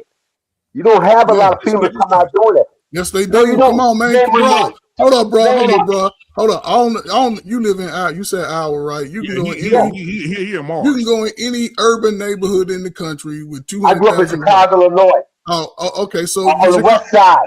Well, shout out to Orr High School. Hold up. Shout out to Orr and Douglas High School. Shout out to them. You're talking about urban. So let me say this, right? You can go any urban school in the United States right now today. It's some black girls that look just like our Payne when he was 15. It's some black girls that look just like you when they was 15, looking just like men, right? Put a wig on, Payne. Let me see you real quick. No, they ain't got no wig. Cause hold up, because they wearing the short hair like us. They got the nice little short the little wave cut like I used to get when I was a young teen, right? And that's the thing. We talking about grooming. We talking about a time now where there's more sexuality being pushed to the young folk than any time in the history. You're talking about a time where, listen, and this is why I get personal. I'm gonna shut up, man. You got some babies, man. 12, 13, 14, 15, that's the most critical time as a teen, girl or boy. That'll make or break a child. I'm trying to tell you. I ain't telling you from me. I'm telling you from, you can go look in the books. Go read it. It's about 18 books you can read on that time of life. If you're having the confidence given to you by your father, boy or girl, you're not going to be a lot of times I can identify when somebody's trying to get you in the bathroom, fill on your little Peter, tell you your booty, you know what I'm saying? The real shit, all this old fake shit. No, you got to tell your kids about that. My daddy warned me about you funny looking niggas, you weird talking about. He told my sisters straight up. Today, it's 10 times more needed. Do not let these other people identify what your son or daughter going to be. Unless y'all, you know what I'm saying? It's like there's no communication. We are literally fear-mongering our kids into lower reading rates. Yeah, y'all fear-mongering. We about to have the most dumbest kids on the planet, but at least they're homophobic. But you know, I believe in all kids be homophobic. All kids be homophobic till you get 40 years old. Don't let nobody tell you. I think it's a thing about, pushing sex on our kids. There is a thing, I really believe, because you look at a lot of the videos, but I just believe it's that sexual thing, pure. Like it's heterosexual, homosexual, whatever, pansexual, whatever you want to call it. Because you see, like people like Cardi B having on a video with a girl basically naked kissing on each other, and they putting that on there. You see two guys, or you see a girl and a guy on TV. There is more sexual hyper now, and I believe that is true. But if you notice one thing, in the schools, there are more females molesting our kids than anything out there right now. I got something I want to say. Not trans people. I got something I want to say. Matter of fact, I got something I want to show you. Okay? This is beautiful. You know what? I just sit back and just watch stuff. Pain. I just watch different stuff, man. And I want to share something with you guys because this is where the world is going. This is why I said what I just said. I knew I wasn't fucking stupid. I knew I read this the other day. But I'm going to go ahead and show y'all this. I want y'all to listen. Listen up now. Listen. As a football player, Tony Harris makes a habit of tackling naysayers. Knees up. I think my biggest pet peeve is people telling me that I can't. And so I have to prove them wrong. Did anyone tell you you're a girl, you can't play? Of course. As a kid, when I was on a little league, I got kicked off. When I was in middle school, I got kicked off. Yet she bounced back and proved them wrong, even when she got ovarian cancer at age 18. I don't let anything stop me. I do not take no for an answer also. Her drive is so strong, Tony was picked to star in a Super Bowl ad for Toyota. People have made a lot of assumptions about Tony. But I've never been a big fan of assumptions. Now, after 2 years of playing free safety at East LA College, a community college team, Tony has received scholarship offers from 6 schools. And today, Central Methodist University announced her pick, though leaving LA won't be easy. For them to believe in me and give me the chance, it's an honor. What's your dream moving forward? My dream moving forward is to become the first female NFL player. Sorry, I can't stop smiling when I say that. Why do you smile whenever you say that? I don't know, because it makes my heart happy. Happy because no one is blocking Tony's dreams. Joe Fryer, NBC News, Los Angeles. Hey, that's awesome, bro. That's awesome. Yep, bro. I like that. So BMU, because I know you trying to hate, but let me tell you why that's freaking awesome. First and foremost, if you even slightly pay attention to like the high school athletics, you know there's been female kickers on these football teams for quite some time. She's now, a strong safety. Obviously, you guys are going to say, hold on, BMU, hold on. Obviously, you're going to say, hey, punter and kicker, they're not really, yes, they are members of the football team, but I digress. So now let's take this woman. BMU, let's be clear here. In order for her to get this scholarship, that means for the 4 years she was in high school, every training camp, she beat out the dude trying to come for her spot, and she kept the spot. She kept her starting spot during the season. This thing is crazy. Which, guess what? In sports, it's a meritocracy, full and full. So what's your problem with the video? What's the problem? No. This is it right here. She's one of the unique few. I have a 19-year-old son who could probably flip over my truck outside.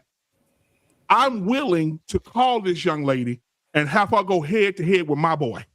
Why? He gonna retire the shit out of her. No. Why? I'm gonna tell you that. That's the point. Prove what? What are you trying to prove? What I'm saying to you, okay, so say when she go to college. She playing free safety, right? Say when the ball is in the air, the receiver coming, and she get cracked back on. Somebody knocked the fuck out of her. You think it ain't happened yet? Who gonna go scrape her up off the ground? BMU, she was in college. You think she in college? You think she been hit? She went to college. That's high school and college, two different things. No, they said she been to college. They said she was in college. She went to college, BMU. Okay, so let her be the first NFL player. I just want to see her against. I want to see her against DK Metcalf. So hold on. So let me get this straight.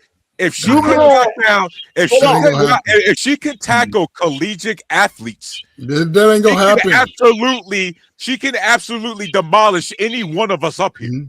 No, she can't. She can demolish you. She couldn't touch me. She can demolish you. She couldn't touch me. No, coach, she's a trained NFL. I'm a trained. No. She's college. She's a trained football player. I am not, bro. She knows how to tackle properly. She wouldn't even be able to tackle me or keep me from tackling her today. Hold on. Hold on. We went from boys playing the girls' sports that thinking they're girls, pretending to be girls, or psychologically incompatible thinking they're girls. Because I think it's all like Napoleon. Everybody think they're Napoleon. But so we went from that to where you go find a black girl that perceives herself as a woman, that tells you she's a woman, that beats out every guy that was around her, that's in college, that got a college chose her as a woman to walk into a man's team, and we're arguing about what? Okay, John Lewis. Hold on, John. John, I got a question. let's say, for instance, we support her completely, and the NFL says we're gonna sell some tickets. We're gonna draft this girl to the NFL, and they put her at free safety, and she drops down in free safety, and Derrick Henry coming through the hole. Who you put your money on? Derrick Henry. Oh, okay. You know what's crazy? I put myself on the Put your team. money on. But you would put your money on Derrick Henry regardless of who it is.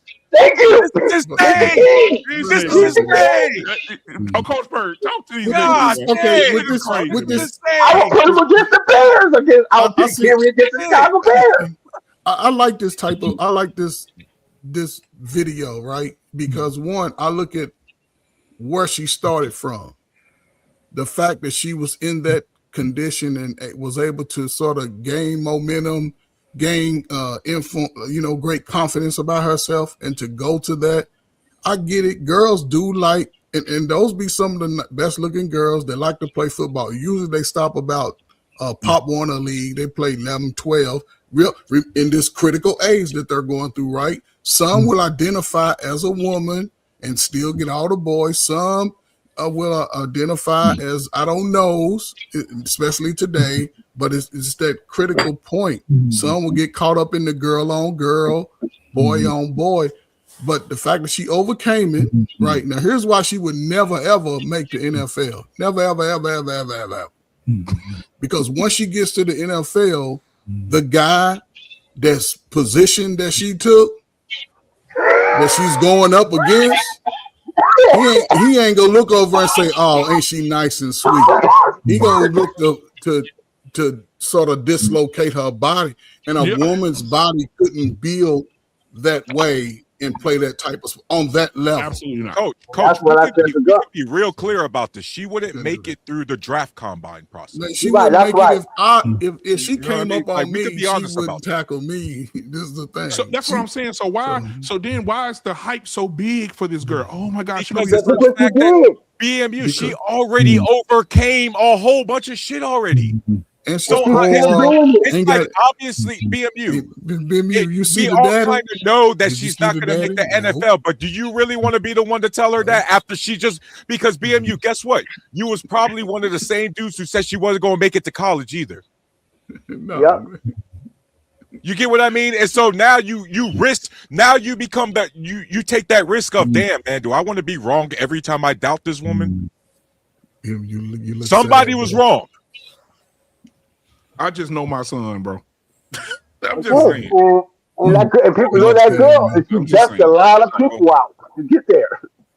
No, it's a great story. Yeah, it's a great story for It's a the great story. Yeah, it's a great feminist story. democratic push. So I love to But that's as far as she goes. I hope she got a. She had a Super Bowl commercial. They gave her a free Toyota. Yeah, I remember truck, that commercial some money in too. the pocket. I remember Yeah, that. Listen, I just hope that she got her degree off her NIL deal. I hope she got her degree and she can go and be a nice little business, sports.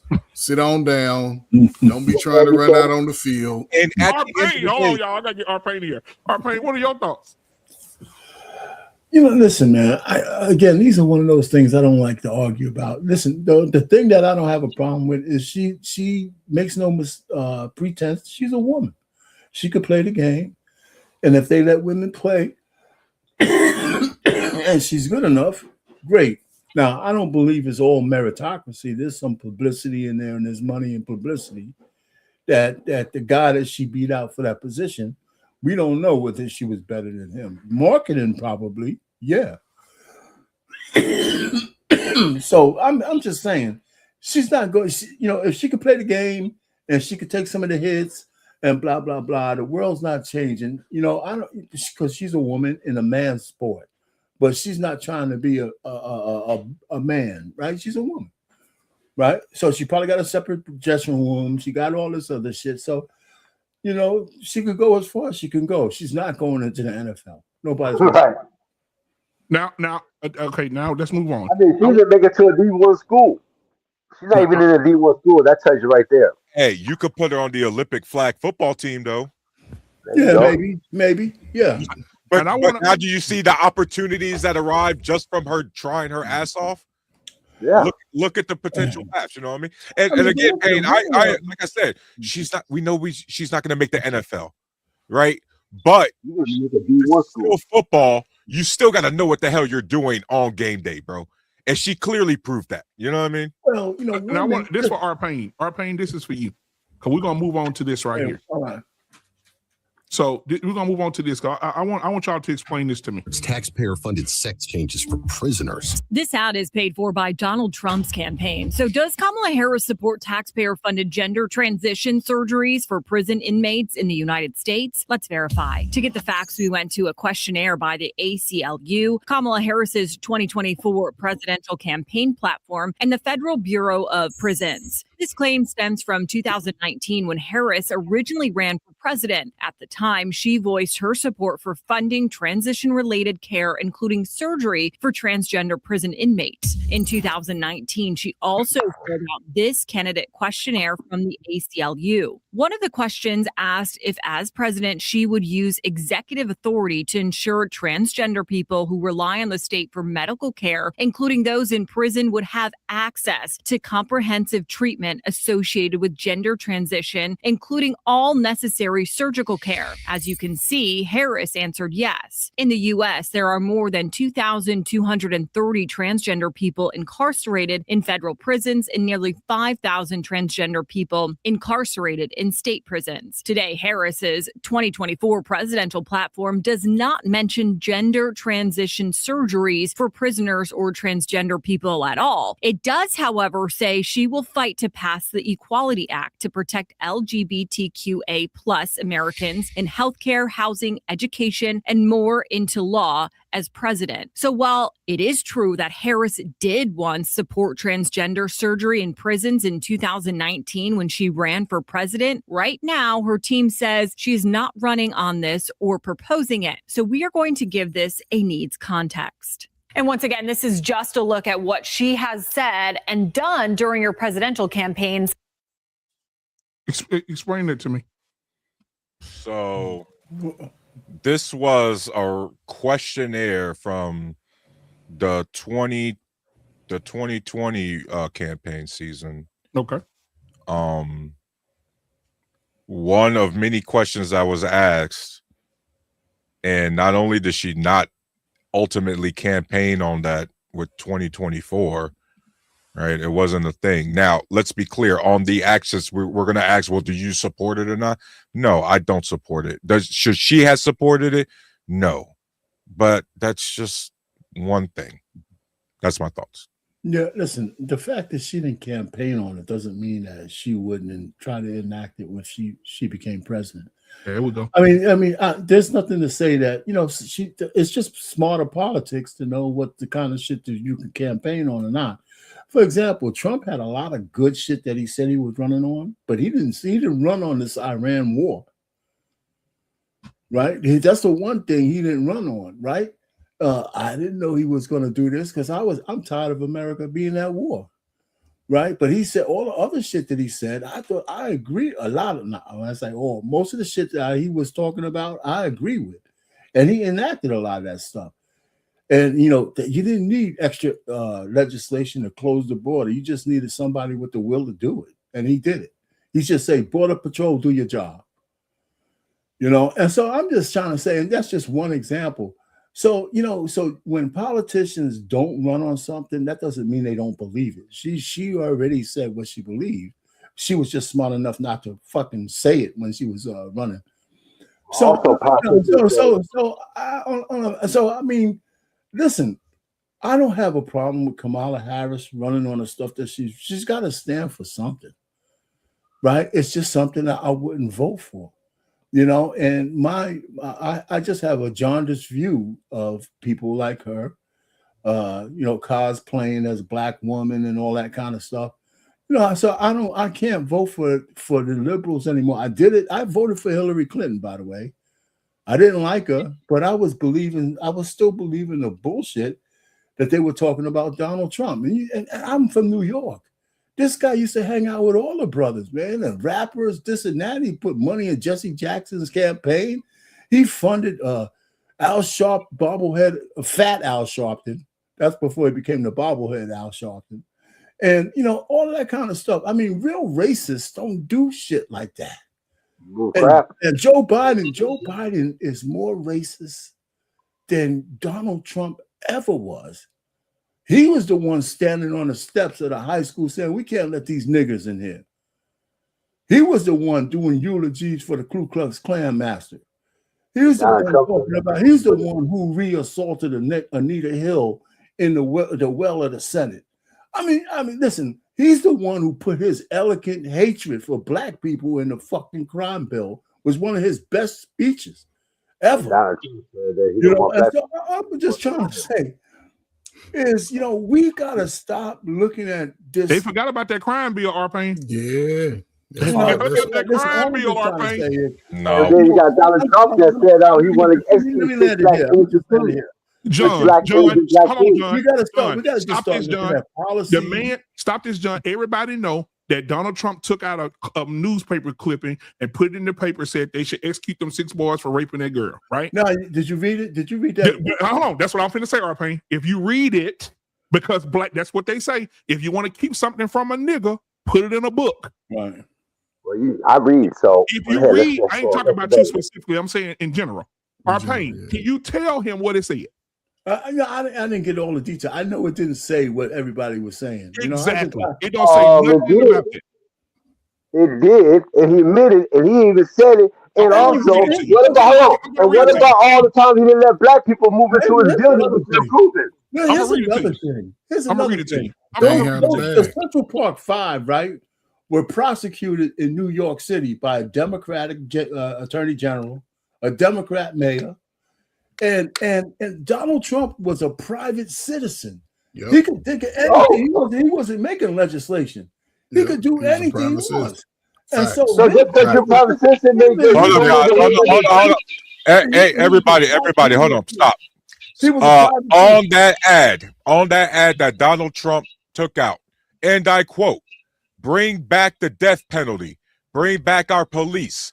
I want to hate these muggers and murderers. They should be forced to suffer. When they kill, they should be executed for their crimes." Right. So it seems like he said exactly what people said. No, Tyrus. No, I hate when light-skinned niggas do this. Tyrus. What? Okay, listen. I said to get your attention. Listen, Tyrus. Where in the article? See, because I can go get my baby in here, my wife right here right now. She say words are important to my husband. Words are important to him. Listen, where in the article did it mention any of the boys, mention them by name, or said anything about the court case, or said anything about that? Where Donald is it Trump in there? Himself admitted, tell everybody the ad was about them. Why? So we could assume from the ad that was about them, because the ad was about people. It's like we could assume that they put a tampon in the bathroom, we're going to turn people gay. John, I hate when conservatives do this. The fucking guy literally said he took the ad out talking specifically about this guy, and then his fucking supporters go, no. Look at about the Central and they're black. Hold on, John. I could assume we were talking about black people. Because I could assume. John, hold on, John. John and Tyrese, I have a question for both of you. So when he put that ad out, what legislation was passed? What are you talking about? What legislation? Oh, he's talking about the Biden. No, I'm saying because of that ad. No, because of that ad, what laws were changed? It was an ad about that specific Brooklyn. What law? Any laws changed? Did he have power to change laws, or was he a private citizen? Put some. He had power to get people to persuade people to listen to him and push the government into making them kids convict them kids. That's what he had power to do. They got a full-page ad about it. He got the power and influence to put his whole name on a damn skyscraper. They didn't bring back the death penalty. He got 7 of them. Yeah, they did it. You know what I mean? But let's stop. You know what? But that's what he was using it to do. Say it though, Payne. Your girl Kathy Hochul, right? Instead, opened up and changed the law just to put Donald Trump where they could go back 50 fucking years to put men in to get men for just what Save Men Act, whatever that shit was, where they opened up the law that has statutes and limitations. Now you could go sue people for grabbing your ass 100 years ago. Yeah. And you know who they gonna lock up? And y'all know who they gonna lock up the most? Poor black man. So Bro, stop you can it. put that up there, but it don't mention their names. It don't mention nothing. That's the primary you say bring back. Both of them forever, but nobody. Listen, I believe in the. Listen, Donald Trump saw what the Democrats didn't want to do. They wanted to put you in jail and get that $70,000, $80,000 now we a went year. from Donald Trump wasn't talking about these guys to, well, yeah, he was, but he was trying to do something. He wanted, okay, hold on. Wait. I support both of those things. I don't care who you are. If you kill somebody, let's get you up out of here. Don't get them out of here. But let me say this to John and Tyrese since they didn't blood it. Since Donald Trump still and the Republican Party loves blacks so much, why they seem to feel like they want to call all the black votes out like in Memphis? They're not. That's fear tactics. Louisiana. Hey, that's what Obama did. Obama said y'all ain't niggas. Obama said y'all niggas ain't nothing. Y'all niggas ain't nothing. Now we're going to blame Obama for them jibbing reggae and cutting the black district out in Memphis. That's going on right now. We're going to blame Obama for that. Hey, John, let me tell you something, John. Because we need to. Okay, cool. We blame Obama for what Trump said when he said, "I need y'all to jibber rig." Let me tell you what I saw, John. Texas, Louisiana. I need you to give me more red senators. So now they're cutting all the black votes out. I didn't see John. I didn't see Obama. John. I didn't see Obama. Yeah, but he's taking all our black rights away. I didn't see Obama do shit for you. All I seen him do was give you bombs, booty. What did I say about that? Bombs, booty, and deportation. Oh, that's what we're gonna use the transgender. He gave that's all he gave us. Listen, what laws what laws had Donald Trump pushed to stop the transgender and he got Osama bin Laden, but I'm gonna stop right there. Oh my God! Well, I mean, what laws has Donald Trump passed? But all of a sudden, the body's in the ocean. I don't got transgender. All I'm saying is this. I'm saying is this, John and Tyrese. The 3-strike rule when it came out was done by Democrats. Bill Clinton was a part of it. Bill Clinton was a part of it. Come on, John. Bill Clinton was a part of it. I'm waiting for the gas price to be on $3. Bill Clinton, if you can't afford it, just buy a horse. Bill Clinton was a part of it. Hillary Clinton was a part of it. Sleepy Joe was a part of it. Do you know how many black men were incarcerated from the 3-strike rule? I want somebody to pull that up from ChatGPT. Oh, never mind. More than 80,000 black people were sentenced as 3-strike in the 3-strike rule. 7,500 people were sentenced as 80,000 people altogether were sentenced in the 3-strike rule. You know, them niggas, nothing but niggas. And they was putting niggas in jail. And guess what? Them men that went to jail on them 3-strike rules is still affecting their families to this fucking day. But don't nobody want to talk about the 3-strike rule. Don't nobody want to talk about go out and come back in, John. Go out and come back in. Let me help him. Let me help him. And maybe his headphones or something. Yeah, headphones down. I can hear him though. No. But yeah, the 3-strike rule then put so many black men in jail and they've lost their families and was in prison for years and years and years. I don't understand it. I don't understand how we don't hold Bill Clinton accountable. We don't hold Bill Clinton accountable. We don't hold Bill Clinton accountable. Hillary Clinton accountable. We don't hold Joe Biden accountable. We don't hold none of them accountable. Kamala Harris, y'all want us to talk about, well, Donald Trump is a dictator. He's a dictator and he's racist. But then you want to vote for a woman who married the oppressor. Get the fuck out of here. We got to stop this shit. This shit is crazy. The motherfucking Democrats or Republicans ain't never done nothing for niggas. And this is why black people are waking up. Coach Ferg, go look on all these different channels from these young people. These young people, 19, 20 years old, they say, we're not voting no motherfucking more. We not voting. Fuck that. If we don't see no paper, no bread, fuck your vote. Fuck your representative. Fuck the Republican Party. Fuck the Democrat Party. We not voting no more. That's what the black people are saying right now. Al Sharpton just had an event. Lil Al had an event. You seen the young guy got up and told him, you want our vote, you gonna fucking pay us. And we not finna be out here voting for this bullshit that y'all want. He said, y'all been out here saying we shall overcome for the last 50 years. We ain't voting no more. Fuck that shit. There you go. He said, you motherfuckers been voting for 100 years and ain't shit changed. We still at the bottom of the fucking barrel. We not voting no more. These young kids are telling you old niggas we ain't voting no fucking more. We're done. Y'all better join. Y'all better join with the young folks. Right now. So what we just going to do? Sit on the couch?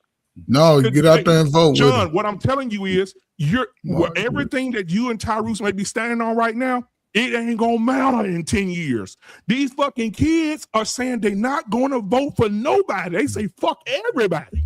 And you know what? You know what's gonna happen to them? They're not voting. They're gonna be effed up because if you don't vote, you got no voice. So, bro, oh hell no! Let me, I'm gonna let you get him, but let me get him first. Listen, man, that's that bullshit that they feed you. You ain't gonna have no voice. You don't have no voice, no way. That's why at the end of the goddamn vote night, what they say?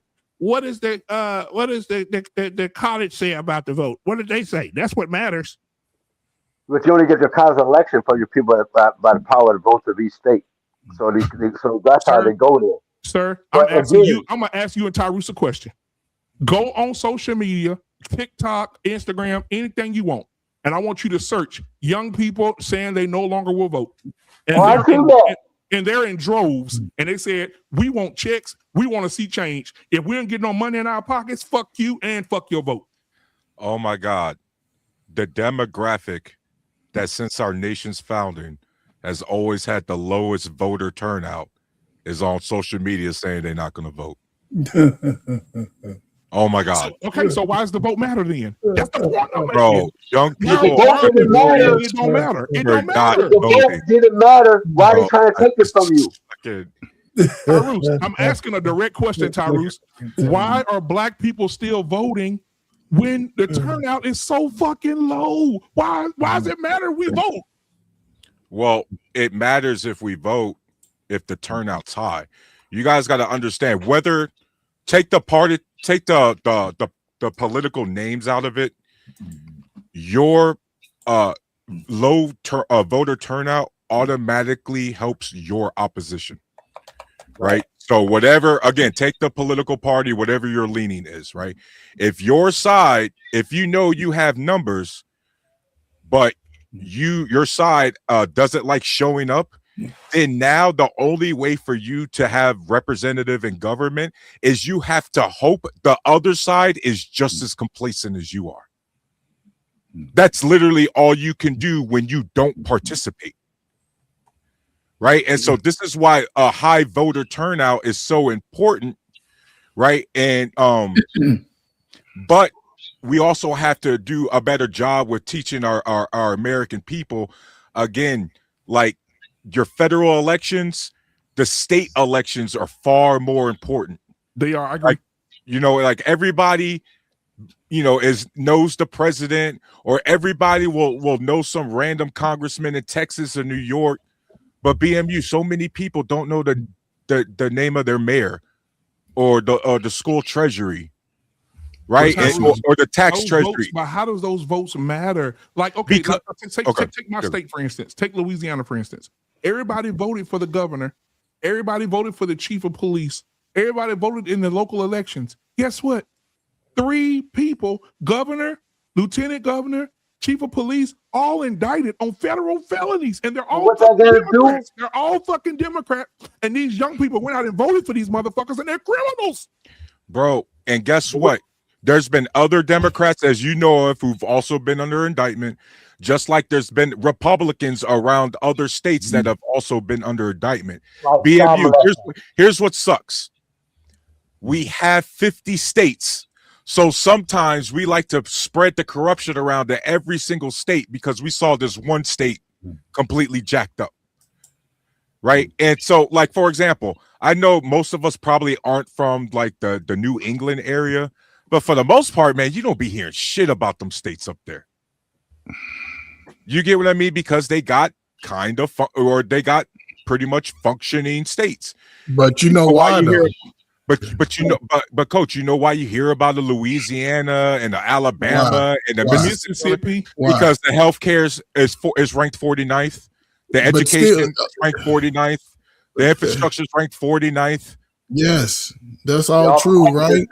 However, you look at any of those places, when you have a high number of no home ownership, you don't have a say-so in what goes on in your community. If you're a renter in neighborhoods, urban neighborhoods with the big nose, big lip people, for some reason, when they're in those urban neighborhoods and you rent, you do not have collective bargaining to dictate who can be in your community. Your vote really doesn't count. It just shows a number, but it's really not. But this is what I'm saying. There are communities that you mentioned, right, in those upper states. Most of those people out there own their properties. Most in any state where you own property, we don't. First and foremost, we're talking about voting here, and we no longer voting. You got to have collective bargaining. Yes, you don't need home ownership to vote. Right. So I don't know why. But the home ownership can dictate who can be in those positions. Coach, hold on. Okay. Right. A bum off the streets can vote. So it's just a number that they count. A lot of people first need to understand the way the federal government and the state government operates. A lot of us get bogged down with federal government policies, but we forget that regardless of who passes it, they literally pass the policies and disperse the funding to every individual state. And then your state governor and your state legislator, they're the ones who dictate how that gets spent within the state.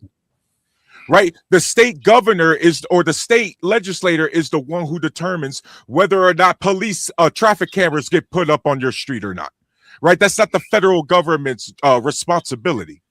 Right? And so we got to understand, a lot of times we don't understand the difference that the state and the federal government, the roles and how they're different. You get what I mean? So we got to start there. And then on top of that, we have to teach people that, again, this is regardless of party. Midterms is low voter turnout for every demographic. Right. Motherfuckers just don't take it seriously. But Tarus, can we just throw this out there also? That one of the reasons why blacks are disenfranchised at the local level is because they're being told that they're victims all the fucking time and their vote don't count. Because they don't own something. Got the voting right. Here's my thing. If you want to change the way your neighborhood is, it would be great to say, hey, listen, I don't give a shit if we own stuff. We got to take some council seats, and we're going to put somebody in the council seat that we want in there. And the problem we have as black people is the motherfucker has to be black. And that's the problem. And that's because we look out for people look out for us. Let me finish. The people with the black skin don't necessarily have the best fucking policies, okay? They don't. And so we need to have people who are not on the plantation who says, okay, you know what's best for this neighborhood? That we can't have fucking cashless bail. We just had a place closed down in Chicago. The Walgreens closed down in Chicago. They had this black asshole out there, and I'm calling him an asshole raccoon, talking about, corporate malfeasance instead of the community getting together and working with the corporation and telling the cops, we need to do some extra policing so they stop stealing this fucking place blind, because if this place can't turn a profit, they're going to leave. But no, they didn't focus on that. Let me say this. Now that they're closing the place down, what was me? They hate us because we're black.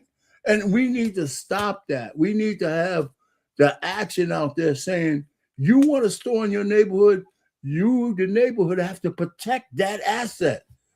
And you know what I'm saying?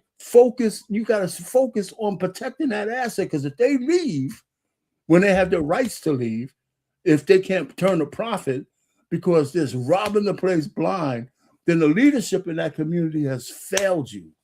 But what about a corporation like that comes in there and sucks the community dry and doesn't get nothing back to the community? And just hold on. Let me finish. I let you go. What sucking? What community? There's a lot of people come.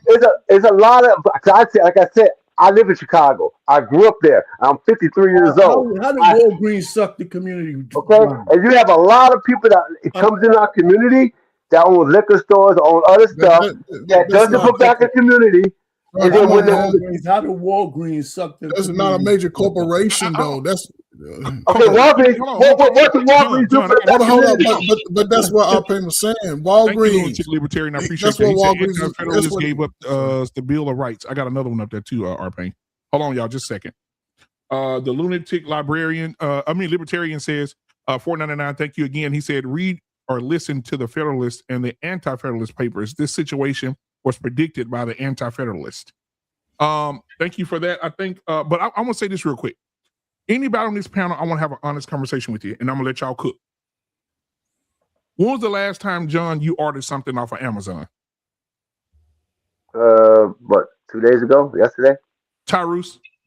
Yesterday. R-Pain? Amazon is my new woman. Coach Ferg? About 2 months ago. Okay, so let me say this. Because I know y'all probably ain't in this. I watch everything. I try to stay informed. Right. Give that money. One of the biggest supporters of Donald Trump owns Amazon. Okay. He gave millions to the campaign for Amazon, for Jeff Bezos. Trump is homeboy, right? The other night, black people who were bitching and complaining about Trump ain't shit, Trump, right? Went to the Met Gala and paid $100,000 per ticket to be in that motherfucker. Do you know who the head of the board is for the Met Gala? Beyonce, one of them. Beyonce, but guess who's sitting beside Beyonce at the table? Jeff Bezos and his wife. Yeah. So Jay-Z, Beyonce, all about this fuck Trump shit. Everybody's saying fuck Trump, but the niggas, even this is, I love this the most. R-Pain. I smiled real hard when I saw this. Bad Bunny was at the Met Gala, chilling and hanging out with people who financially supported the man that he tried to front on Super Bowl Sunday. Now, I'm trying to figure out. So I told the motherfuckers at work today, if you're voting, if you are, I don't want to hear another motherfucking word about Trump, and you motherfuckers ordered some off Amazon yesterday. Okay. I don't want to hear nothing else. Can I use this up real quick? What? Because hold on, because my grandmama said association is guilt. And if you believe that Donald Trump ain't shit, then the man who put money in his pocket, you should also believe he ain't shit. So when you ordering some off Amazon, you're supporting a man who supports Donald Trump. So all y'all should boycott, like the niggas boycotted Target. All you niggas who don't like Trump should boycott Amazon and say, we're not buying nothing else off Amazon until Jeff Bezos drop his support for Donald Trump. You know what? At that level, they all on the same team. Exactly. I'm gonna say this. On the same team. That's my point. You want us to get mad at somebody that don't own the Met Gallery. He don't own the Met Gallery. Okay, he don't own it. You do know that, right? He just put it in there. Every time you hit buy, send to my house on Amazon, you are financially supporting a man who is financially supporting a man you hate. You want us to get mad because they all went to a charity event. It's a charity event. Remember this. All that money goes to arts and theater and help out the schools and art programs all across New York in America. It's a charity event. It's $100,000 a seat. It's a charity event. That's where the money goes. That's why it's called charity. Okay, so John, you're focusing on the bathroom door. You're not looking at the turd in the toilet. John, what I'm saying to you is this, and I'm gonna let you cook R-Pain. I'm saying this to you, John. If somebody on here said that they were R. Kelly is trash, but I tell you every month I send $500 to R. Kelly's books, would you consider me supporting someone who has pedo children? Well, people get money down Trump. He pedo children. So what's the difference? Because earlier in the show we talked about R. Kelly, and we talked about, and people in the chat were saying it'll be a disgrace if R. Kelly got out of jail and did a concert and people will go and support that. I can't believe it. So how are we going to say that? But at the same time, I got video. I'm going to show y'all this video of Jeff Bezos and Donald Trump. Even at Donald Trump's inauguration, they sitting there chilling, smiling, shaking hands and hugging each other. What does the Met Gala got to do with it? The problem is with this shit, though, man. But go ahead, R-Pain. I hate when people beat the fuck out of these mega billionaires, right?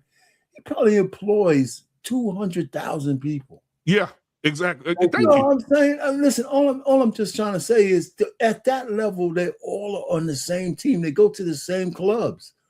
You know, that's they all got the same real estate agent, right, Payne? You know that the biggest billionaire donors are Democrats, right? Yep.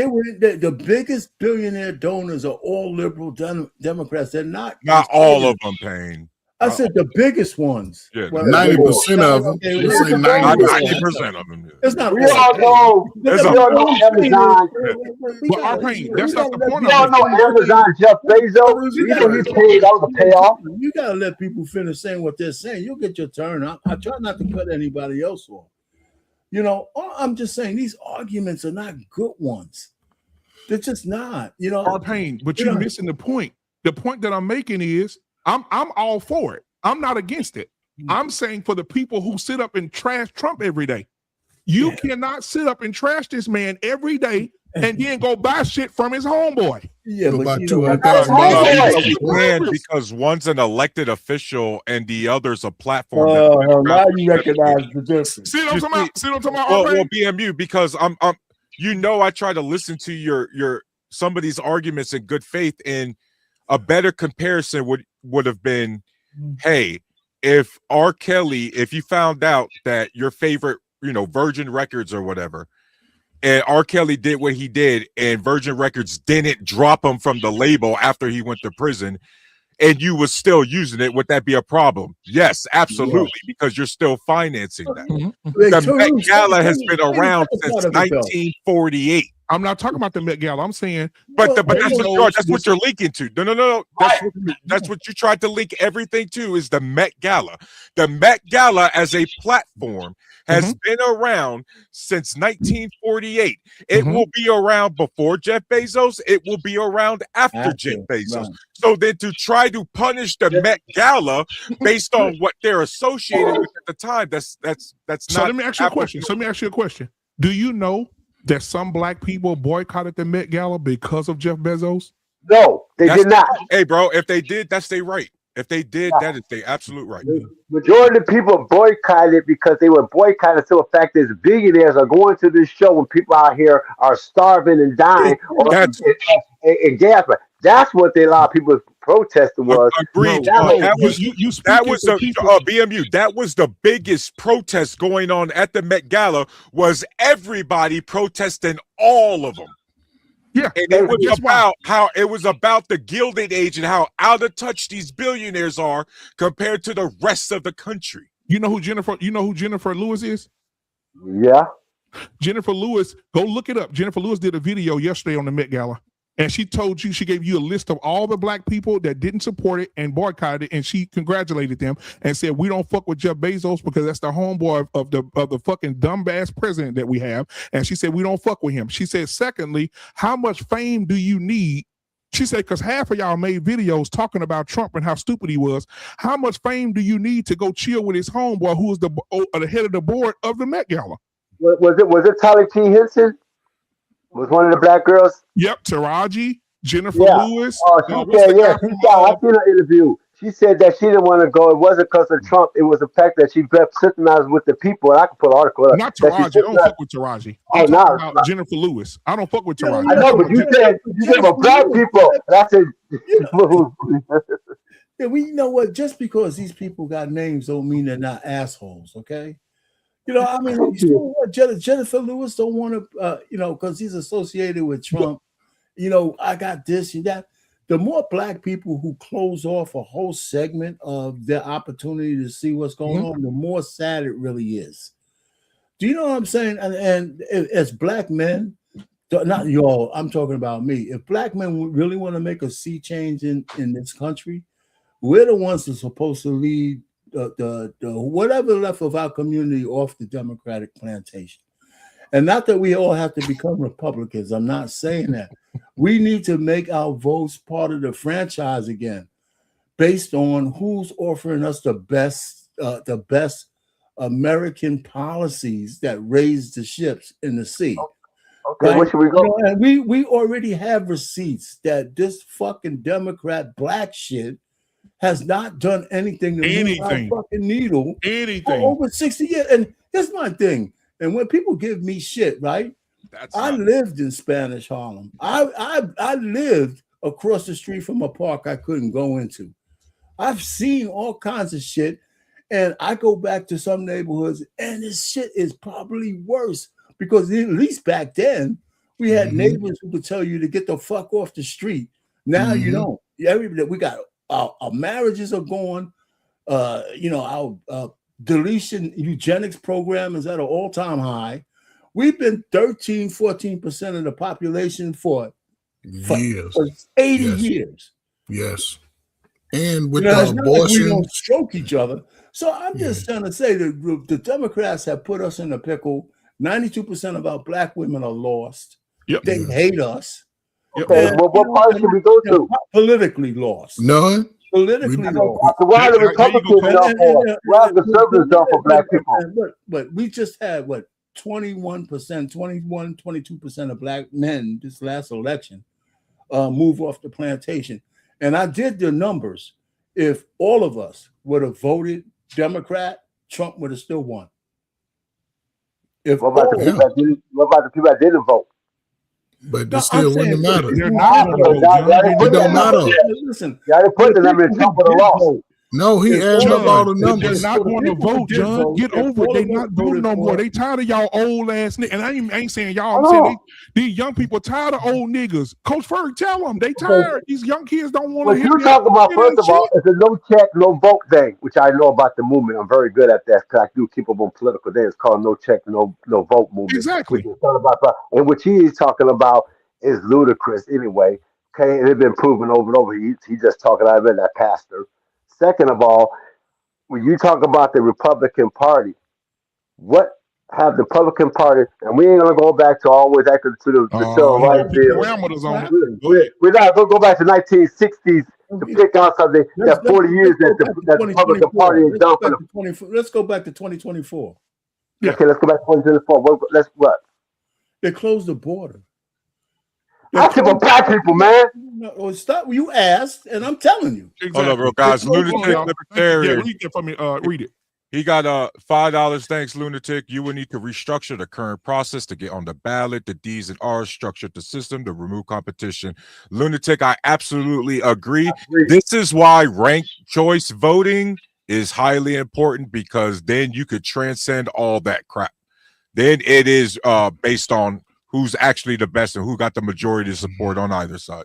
And let me say this too. I was listening to Ricky Smiley. The old heads, let me tell you this, R-Pain, everybody. The old heads, they're not trying to understand these young kids no more. They not. And I heard they brought it up on Ricky Smiley Morning Show, and they said the kids are not want to vote no more. They don't want to vote. They said they're not getting anything out of it. And guess what they did? They immediately criticized them kids. Well, they don't know how many people died for them. And they went into criticizing them immediately. They're not trying to understand these kids. These kids are so smart now. They know for the last 75 years, they've been voting Democrat. Black people been voting Democrat. They ain't got shit to show for. We still at the bottom of every goddamn thing.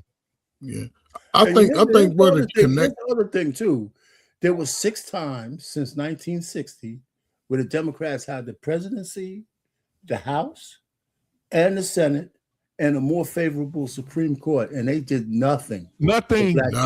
That's okay. Well, the Republicans they did nothing. They didn't. They did nothing. They didn't put reparations out there. That's they didn't. Damn near impossible. The Jews and the Indians got their shit. Right. Okay, yeah. Come on, we know we ain't getting that. You know we ain't getting no reparations. But the Asians got their thing.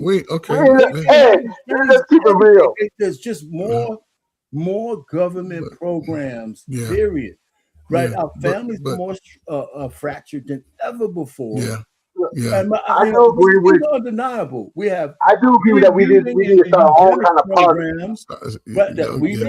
We have cashless bail where guys are getting put out on the street in your neighborhood, and sanctuary cities are an exact attack on black communities because. But hold on, they got no cashless bail in Republican cities too. In black communities, well, that's a money maker. That's where they put them. They ain't gonna stop that for nobody. That okay, I just want to get that whole point out since you put it there. Shit on black people. Look at Mayor Brandon Johnson. They put his ass back in office, and he put all these fucking illegals out in Chicago, broke But the city, crime is right? down. He Black took got away- he a took away- employment right there. But that's away- good he for the. repurposed a lot of buildings that blacks were begging. He even has a hyenas talking about turn red, right? Hold on. He put more money in black communities than been going back community in the last 25 years. Since Washington. Remember Washington, right? So John, what happened to that 200 million that they can't find in Chicago? Go find that. Tell them find that. Now this is the thing. What about that 300 million that they missing from Trump still? We ain't going to go talk about that. Okay, but I'll say this. Hold on, we talked about that, but Johnson. What about the mayor on Baltimore? John Lewis, what about the governor of Baltimore? This is what we're going to do, John. All right, John. Let's bring some order to this, John. Coach Berg asked you a question. What happened to the 200 million? You answer him first, and then he'll answer your question. Go ahead. What happened to it? Tell us. What, $200 million from in Chicago? Yeah, I don't know. Okay. I don't know. Nobody knows. Republicans or Democrats? Nobody knows who happened to it. Nobody can prove anything. Who's running Chicago? The Democrats or the Republicans? Who runs Chicago? Democrats run Chicago. Okay, there we go. Okay. What are $200 million? Call your Democrats. Hold on. What about that welfare scam in Mississippi that they took all the money from the black people? That was a Republican governor. That was with Brett Favre. But hold on. No. See, I'm gonna hold you to task, sir. Answer the question. In Chicago, I do have a question. Where's the $200 million? I told you I don't know. Public politicians steal money all the time on both sides of the aisle. I could admit that. That's the whole point. We already know politicians took. I go to the governor of Illinois. I go to the governor of Illinois that Tobacco when he got sentenced for spending all that money. Y'all remember that? Shout out to Lunatic again with the $5. Support Larry Sharp for New York governor against Hochul and Blakeman. He's black, Marine, been on Joe Rogan. All policies on his website. Have him on. Thanks for the support, Lunatic. Bro. But there are many Republicans that stole money. Look, stealing money, politicians go hand in hand. We already know that's on the Republican and Democrat side, so we're not going to argue about $200 million when it ain't nothing. Okay, so listen, I'm gonna speak on this because again, this is where we are, right? Young, old, light skin, dark skin, tall, short. This is where we are as a community, right? We've seen how the policies of old has disenfranchised us over the last 50 years. All of my damn life, we have sort of pushed to demonstrate the worst of mankind, damn near. We delete a lot of ourselves. There was never a time before the crack era where brothers started taking each other out on the street, their grandmama out, their auntie. There was never a time where brothers was going to prison at the alarming rate that they did in that time. Those brothers had brothers, sisters, mothers, cousins. Since that time, we've had more gay black men, more gay black women, fatherless homes at the highest rates of any of our prime history outside of what they did to us when we were slaves in bondage. We don't know that number, but we sure know the number of killings of our babies through us, not other. And this is me, and I'll shut up, because now that we know that the parties have played us as guinea pigs, and again, when it comes down to teaching of the young black man, those resources will be pushed away, and I hope the brothers don't sit around waiting on them to give it to it. If you got to stand up and show up, go stand up and show up. If you vote or don't vote, still go stand up or shut up. Now, everybody else that think they gonna wave a right flag and march with America's not looking at you anymore. If you thought you go get your handouts and you ain't put into the workforce over the last 25 years, I don't care if you got sons, daughters, whatever. They may live with y'all forever. They'll probably never be able to generate their own home or opportunities. So if you want to do that, now is the time. Do not play these political games. And you must, and let me say this. Right now, whatever, if you concerned about your future as a young black man, young black woman, y'all going to have to find a way to unify. Because the more y'all stay divided, the less y'all will achieve. you're gonna need somebody on your team. If you think you can do it by yourself, it's gonna be tough. Tyrone, go look up breaking news real quick before we get out of here. Figure it out, man. I want to comment. I'm gonna look it up real quick. BMU. I wanted to comment on this and hear you guys' thoughts. Coach, you had said something that reminded me about this, because you're absolutely right. There does seem to be an emergence amongst the population trying to seek out some other sort of party. And to answer, Robert, your question about why there's only two parties, it's because both apparatuses are so large that the smaller parties just get absorbed into. So, for example, right, you got the Green Party, or the Bernie Sanders Party, which is like the Socialist Party. They always just end up getting absorbed into the Democratic Party. You get like the Tea Party or MAGA. What ends up happening, they just get absorbed into the Republican Party, because it's more or less just a power grab. So one of the ways to have multiple parties is, one, we got to have a repeal of the Citizens United ruling. We have to make it so that we have to have a complete limit on how much individuals can donate. And then we must have ranked choice voting. That way everybody can. I think sometimes, guys, I don't know if you can agree with this. Sometimes it's not even about getting on the ballot. We could get these guys on the ballot. It's about getting them on the debate stage, getting them seen. And sometimes I really feel like there should be, with that ranked choice, you should automatically have your top 5 candidates, regardless of their party, on the stage to be seen and to be able to debate. What do you guys think about that? I agree, but then, Tarus, you're in the leadership to get these young folk and people your age to get out there and show up. No, can you explain a little bit more about ranked choice voting? Can you explain? Yeah, hold on, real. What you want me to look up, BMU? The breaking news that just came out of the White House. The lunatic libertarian 499, he said the destruction of the family and extended family was systematic and absolutely deliberate. Skills, wisdom, and producing our own outcomes. 10 toes down. Thank you so much, lunatic libertarian. I appreciate you. Done by the Reagan administration.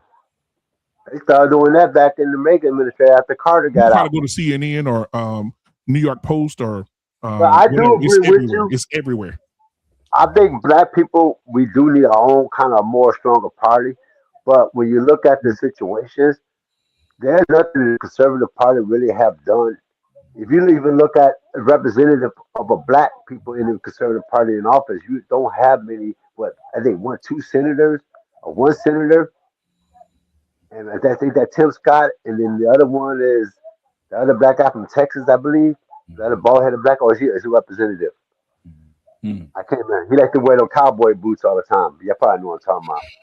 But he was in our barbershop meeting with him. But anyway, and then you got you don't like what I mean is like the Republican Party ain't really done nothing for the black community. They're always trying to eliminate our votes. If you notice, they're always trying to cut out our votes and things. What I do agree with is that the Democrat Party have not really done nothing for a black community that strong. Keep it like they keep putting the carrot in front of the like, you know, the carrot right there in front of the horse, and that the horse keep coming for the carrot. But at least they got a carrot out there in front of people, because nobody else got a carrot out there for a lot of people to make that mass movement. I think if like a Libertarian Party, or let's say like the Green Party, or one of those big parties like them, and they got like a black candidate or somebody that the black people will actually stand behind and follow. So yeah, now this is what we could do. Then that will cause a lot of big political shift into a lot of these things, and make a mark that a lot of people will understand. But I just think that right now, I'd rather to keep the devil I know than try to mess with another devil I don't know. Or the devil I already know that has been trying to destroy me for the last 40 years. Because I look at it like this. There might be some Democrats that might be racist in there, but you don't really know them. But we do know that there is a lot of conservatives that follow under the racist movement.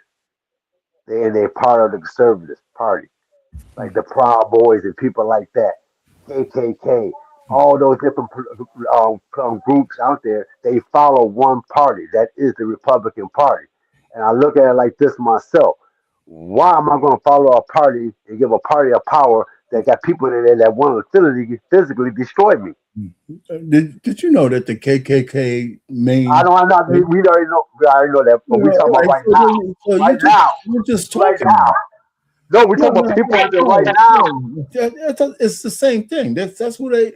The KKK hasn't been a primary player in years, just like the NAACP, another useless organization. Okay, but there's admitted forms of the KKK. You don't know how the KKK people are voting. I will, man. I see them. Yeah, but you don't know how they're voting. Yes, they do. They follow the dude. I live in Iowa. I walk out to any Republican convention, walk out the door, and I see them with their Confederate flags and they KKK. Who created the NAACP, Arpain? A white dude. Who created it? A white dude. I guess it was a white dude, and the Jews run it now. The Jews run it. Come on, talk to me. But that's why nobody. That's what people now. Go ahead. You can't discount Lunatic $5 shout out. If you want to. You know, shout out to Lunatic $5. When people try to change history because they want to say now the past didn't matter. Okay.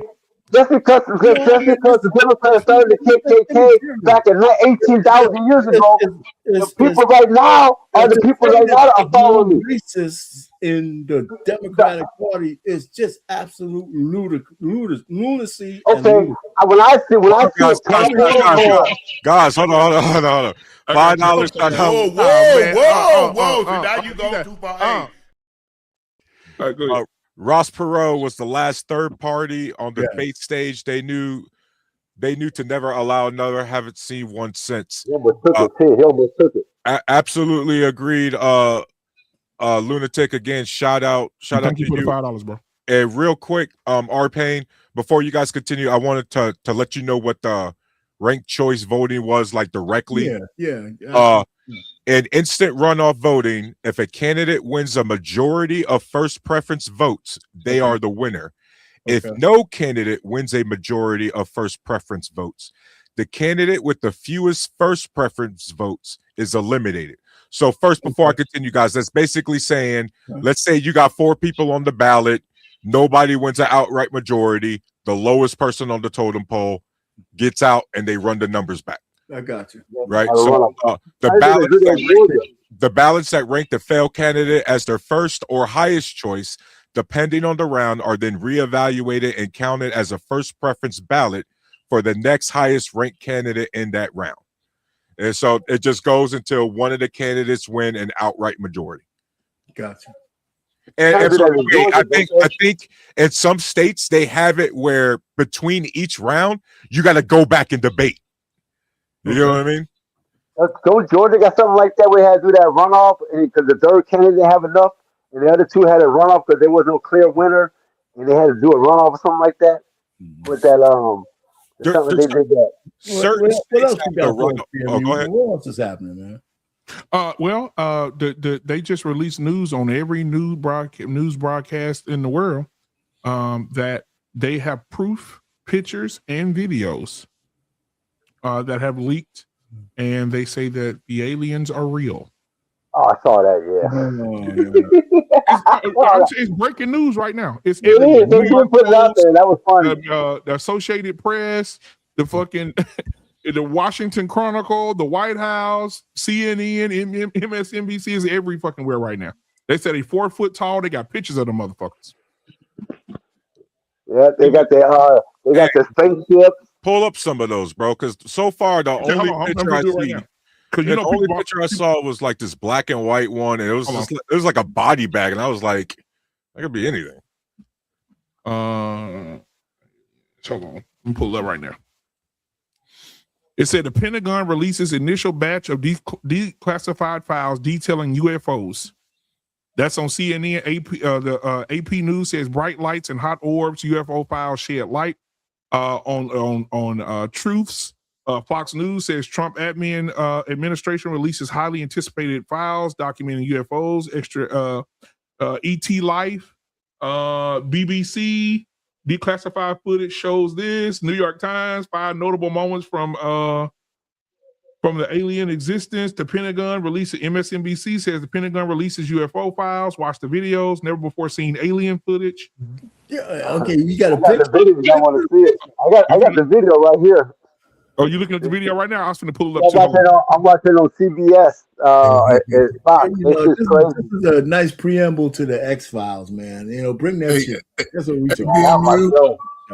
BMU, in reference to what you just read, run for the X-Files. Man, listen, this is what Trump said, right? So I get the military emails, right? So it said Trump administration releases first transit of never before seen UFO files, right? So this is what he's saying, right? With these new documents and videos, the people can decide for themselves and this is emphasized, what the hell is going on?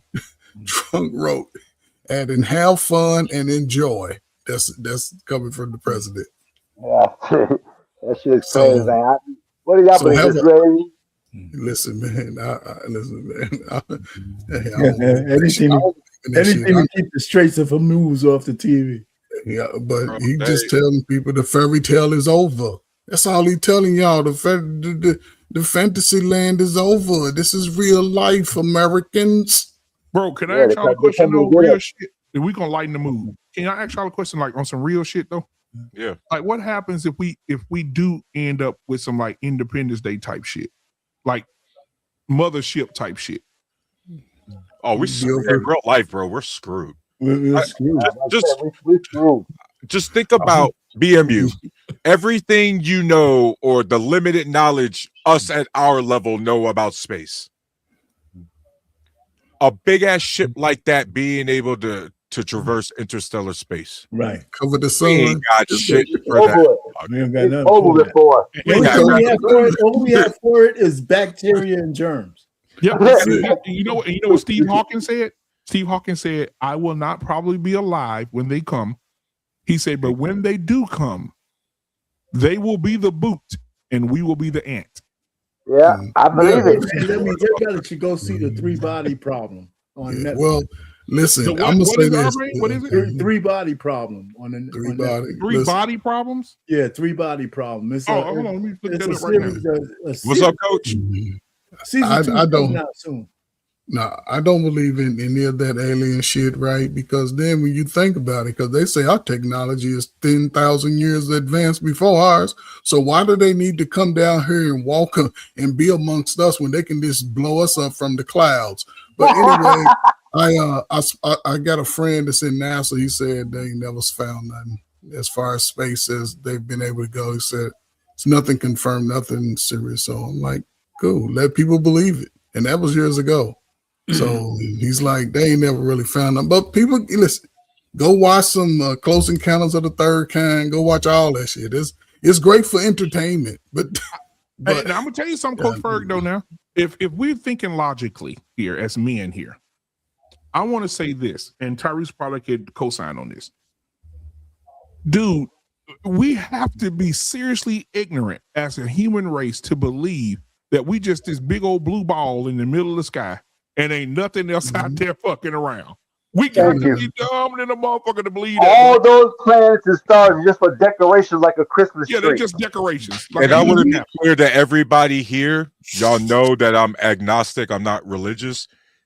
That doesn't interfere with your religious beliefs. Right. There's civilizations out there. Because God created them too, right? Yeah, right. Hold on. But even in the Bible, listen, I told this to my mama. My mama laughed at me and hung up in my face. I say, Mama, they spoke about the aliens in the Bible. She said, boy, you better stay. Click. And I had to call her back, Mama, it's in there. Ezekiel 1:13. Why you torturing your mama, man? Why you torturing I'm your read it mama? to you. Ezekiel 1:13. It's in there. It describes the alien. It describes the aircraft they was on. It describes what it looked like, the fire coming out. It's in the Bible. Okay, hold on. Yeah, 4 different heads. Ezekiel 1:13. Hold on. Watch this. Yeah. It's crazy, man. I'm gonna read it to you. Well, I know we ain't gonna see it. We ain't gonna see none of that Independence Day activity. We'll be gone. 13. Okay, here we go. It says it came to I'm gonna get to the part where it says okay, here it come. It says, and look, I behold a whirlwind came out of the north, a great cloud and a fire enfolding inside. A brightness was about it, and out of the midst thereof, the color of amber, out of the midst of the fire. Also out of the midst thereof came the likeness of 4 living creatures. And this was the appearance, they had likeness of a man. And everyone had 4 faces, and everyone had 4 wings. And their feet were straight feet, and the sole of their feet was like soles of calves' foot. And they sparkled like color of burnished brass. And they had hands of a man under their wings, and their 4 sides, and they had 4 of their faces on their wings. Their wings were joined to one another. They turned out when they went, I don't want to lose it. As for the likeness of their faces, they had, let me turn it. Okay, the likeness of their faces, 4 had the face of a man and the face of a lion and the right side, and the 4 other had ox. Okay, he's going all the way down. I'm just going to go down to the part where he talked about. Ezekiel was taking mushrooms. Yeah, it says, as the living creatures ran and returned as appearance of a flashing light. Now as behold the wheel upon the earth by living creatures. This man basically said, I saw some flying through the sky with fire coming out of it. Motherfucker came out of it. Somebody came out of it, and he motherfucker, he describing what the motherfucker looked like. Man, he just said somebody who hallucinative drugs. That's why they don't let white folks do that shit, man. They hallucinate. Smokey was holding the guy in the chicken coop. A lot of people say there's no firmament. Tyrus probably believes there's no firmament, right? And he's not a religious guy. But even in the Bible mentions the firmament several times. Genesis, Ezekiel, it's Revelation is there. So I'm just saying. I believe there's other people out there. I just, we'd be a fool to believe that if, let's take God out the situation and just say, like, people that don't believe in God, that believe that we just naturally came here through evolution and all that stuff, right? Yeah. Mm-hmm. Right. Okay. You think it can happen on other planets? Some kind of life form? I ain't say they look like us. Bro, I'm going to say something that's not sexy. Okay. I believe that what's above is also as above, also below. Okay. And I believe that you see a lot of people say they're exploring space, but you see a lot of motherfuckers cashed out on the ocean. Now, now watch this. I believe that they're one and the same. Now let's talk. This me and my son had this conversation. My son said, "Daddy, this is my son told me, Coach Ferg, my baby son, my baby boy." He said, "Daddy, let me ask you a question. The sun in the sky, right?" I said, "Yep." I said, "Yep, that's right." He said, "People get skin cancer from the sun, right?" I said, "Yep." He said, "It get real hot. People get burns on their skin, right?" I said, "Yep." He said, "And the sun is 63 million miles away, right?" I said, "Yep." He said, "So when the astronauts are in space, if the sun hot enough to give us cancer, why it ain't hot enough to keep them warm in space?" I said, "Son, I don't have no answer for you." How is he say? Does the sun have a direct line to Earth where it don't heat nothing else up but the Earth? I said, "Son, I got no answer for you." I think that has to do with more with the vacuum of space, no atmosphere. Right. But that's what I'm saying, though. If it's 63 million miles away, is the sun just choosing Earth to heat up? It's 93 million miles away. Oh, 93 million miles away, you get other planets receive the sun's heat too. Other planets receive. There's no particles in space for it to heat up. Yeah. So let's go as above, so below. In space, you need a suit because it's cold, extremely. You float, there's no gravity, right? You need oxygen, right? It's very dark. You can't see shit, right? Now let's go to the ocean. You go to the ocean and you go to the bottom, there's no gravity. It's very dark. You need oxygen, right? The difference is, I think God just decided, I don't want you niggas under here. It's a lot going on under here. Because when you get too far, the pressure will kill you.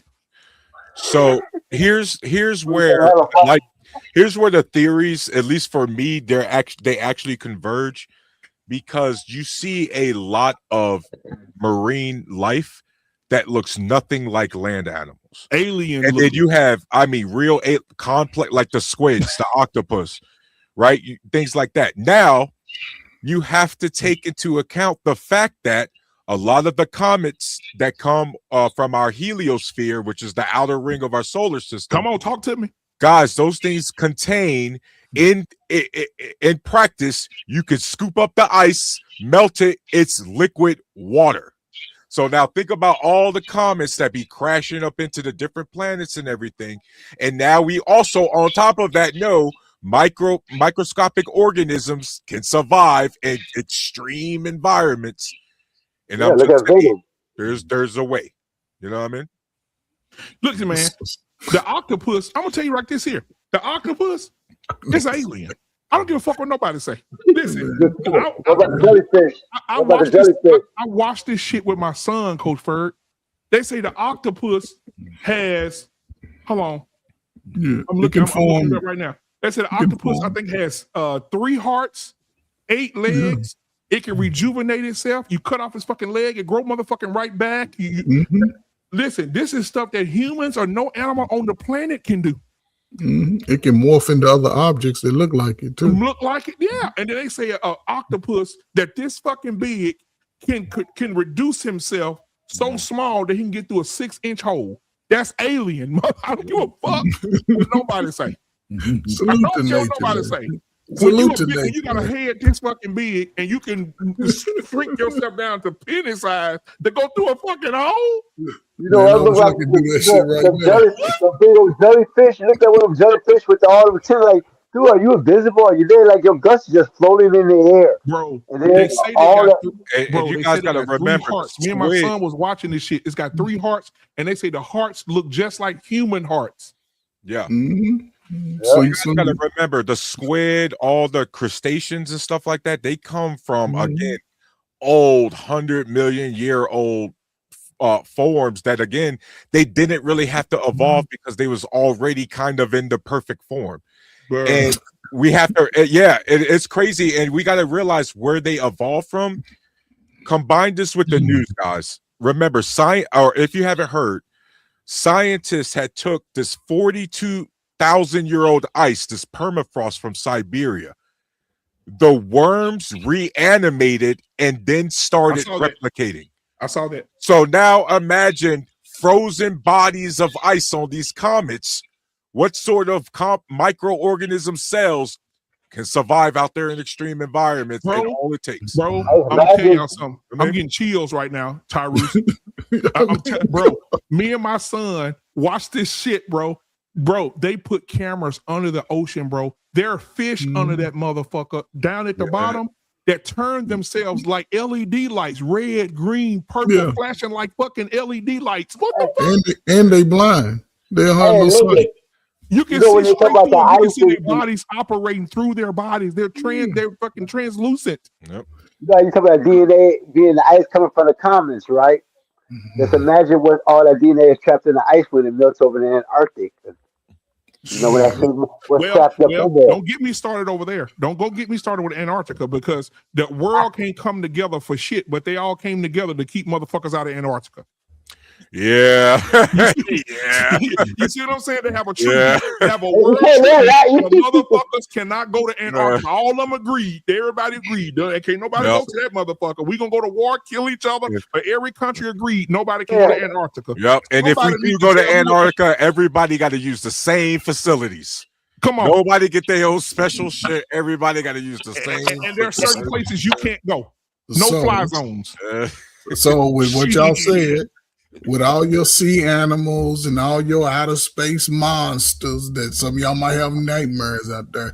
The one person that gives them dominion over all of that is me and y'all, the man. We got dominion over all that. So they can bring the aliens. Some of y'all can't even swim. Don't teach your kids how to swim. Y'all ain't going to the bottom. Just look at the TV, Netflix, and chill. However, right? What do you think? Well, I'm not a military man. John, were you in the military? Oh, no. Okay, so it's just Coach Ferg and Tyrese.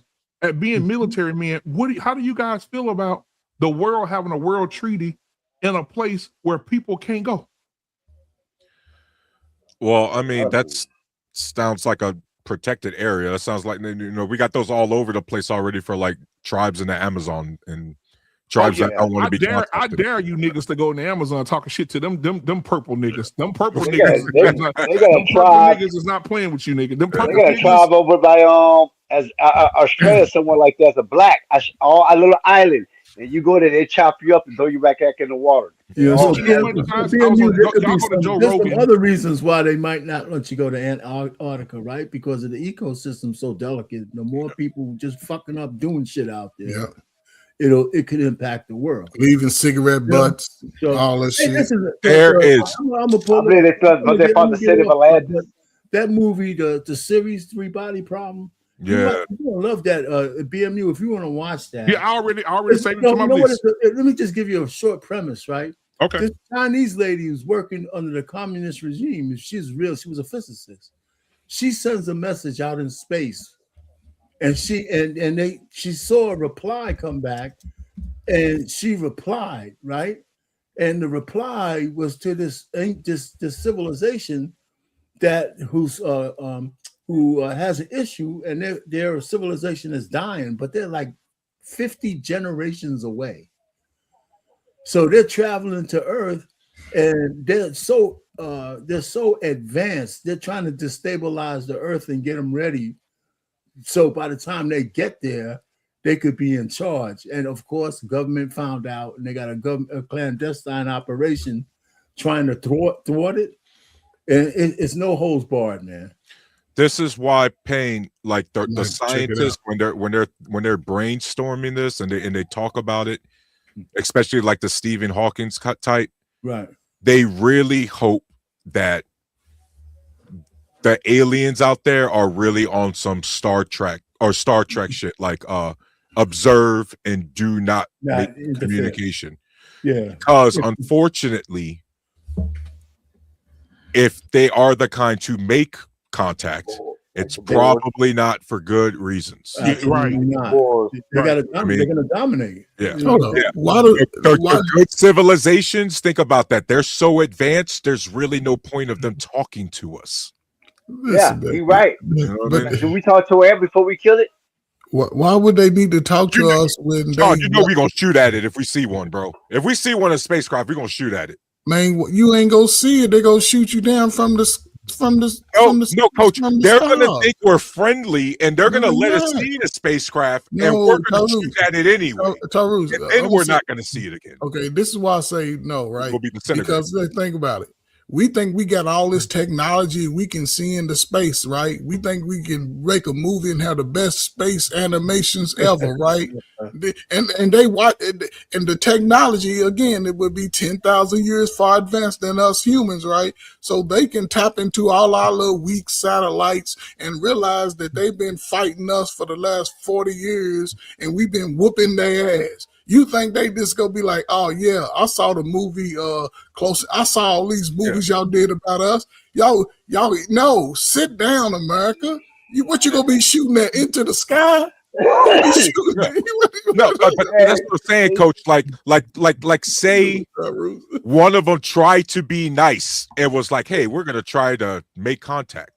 Stupid one of the dumbass Americans is going to shoot at this. So they can end up like the black people did when we tried to be nice in Africa. So they can end up like the we did. But I will say, their ass. Yeah, and I will say this too, guys. Colonize them real quick. Explain. I just need people to explain things to me because, like, my son be putting me up on game. Guys, my son be taking me through there. We be watching this shit, bro. Explain to me these carvings that's 2,000, 3,000 years old on these fucking walls of men fighting fucking sea creatures with fins and shit. Like it's carved in the wall. It's carbon dated 2,000 years old. They show motherfuckers in the carving, motherfuckers like this coming out the water, and men are fighting them as they're coming out of the water. And they put this shit in them caves when black people were slaves in America, couldn't go to them caves. So even in Egypt, bro. If you go to Egypt, you look at all them fucking carvings, look like helicopters and tanks. And they got the hieroglyphic helicopters. It's crazy. But I'll say this: if anybody's went to Mexico to the Yucatan to that fucking pyramid, let me tell you something that's gonna fuck your head up. Go to the top of that bitch. Have your wife or your girlfriend or your child stay down at the bottom, way down at the bottom. That's it. And you stand in the middle of that motherfucker and go and somebody go all the way up to the top and you can do this, Tyrus. What you doing? It sounds just like that in their fucking ear, and you're 150 feet up in the air. It's like you whispering in their ear, and they way down on the fucking ground. How is that possible? Because human engineering has been badass for thousands of years. Bro, they had some help, nigga. They had some help, nigga. Yeah, probably help from their neighbors. You don't got no TV. Sir. You don't got no TV, no cell phones, no plays, no books, nothing like that to distract you. All you got is a campfire and a bunch of people. Y'all gonna say, man, let's do something. I'm bored. We cannot. They know you're gonna be building a pyramid, bro. We cannot recreate them fucking pyramids in Egypt. We can't do it. Everybody's dead. And secondly, all the motherfucking things they stacked on top of each other weigh 60 to 90 tons. I don't see no humans lifting that shit up, stacking it up in perfect fucking condition all the way they up. Probably didn't. They've been having a fully levered system has existed for thousands of years. I don't know. No machinery. There were no superhumans because that's why it required thousands of people over the course of decades to build use their mind and lifted it up. They use camels. Don't forget that they use camels. There's so much mystery behind this shit, bro. It is 90 tons, 300 feet up in the air, 90 tons. Why is that shit only a mystery to us? It ain't a mystery to everybody else who's writing that shit down the way they want it to be written and displayed. I'm telling you, bro, them motherfuckers had some celestial help, nigga. Them guys, I'm telling you, bro. they were designing their cities in certain like stadiums already with acoustics in mind in the Middle East and stuff like that. Okay, so that you can speak in let me ask you this. So after they did the 3 pyramids of Giza, right? They tried to build 2 more and they look like shit. You seen them? Yeah, but that's because they've already discovered a lot of practice pyramids. Like when you look at the area, a lot of what the pharaohs and stuff were doing, they were making like practice pyramids before they decided to build the real one. That's why you have like so many different designs and things like that. Like that's why you have so many different chambers that lead to nothing, because they were just practice. So by the way, it was a huge thing that when the new pharaoh came in, they would try to like scrub what the old pharaoh did and put their own spin on it. So Tyrus, right now, me and you, we got social media. Let's get all these motherfuckers on YouTube together, all these motherfuckers on Instagram and TikTok together. And I want to see if all of us can transport, because they say where these stones came from was at least 200-300 miles away from where they built the shit. So I want to see how you gonna get 90 tons, 6,000 fucking stones that weigh 90 tons a piece, 300 miles, and stack them motherfuckers up so mathematically perfect that you can't stick a damn debit card between them. Somebody correct me if I'm wrong, because again, BMU, this is what I need everybody to do, guys. Especially with modern technology, they are updating information with archaeology all the time. And BMU, they have found evidence, I think already, by the way, this might be a little bit older, but correct me if I'm wrong, BMU, a lot of those bricks were actually built on the spot. There was some material that they brought in, imported from elsewhere, but the bricks themselves were the masonry. And you got to remember, brick masonry was a huge skill set back in the day. It was. And so a lot of those things were actually, a lot of those blocks were actually made on the spot.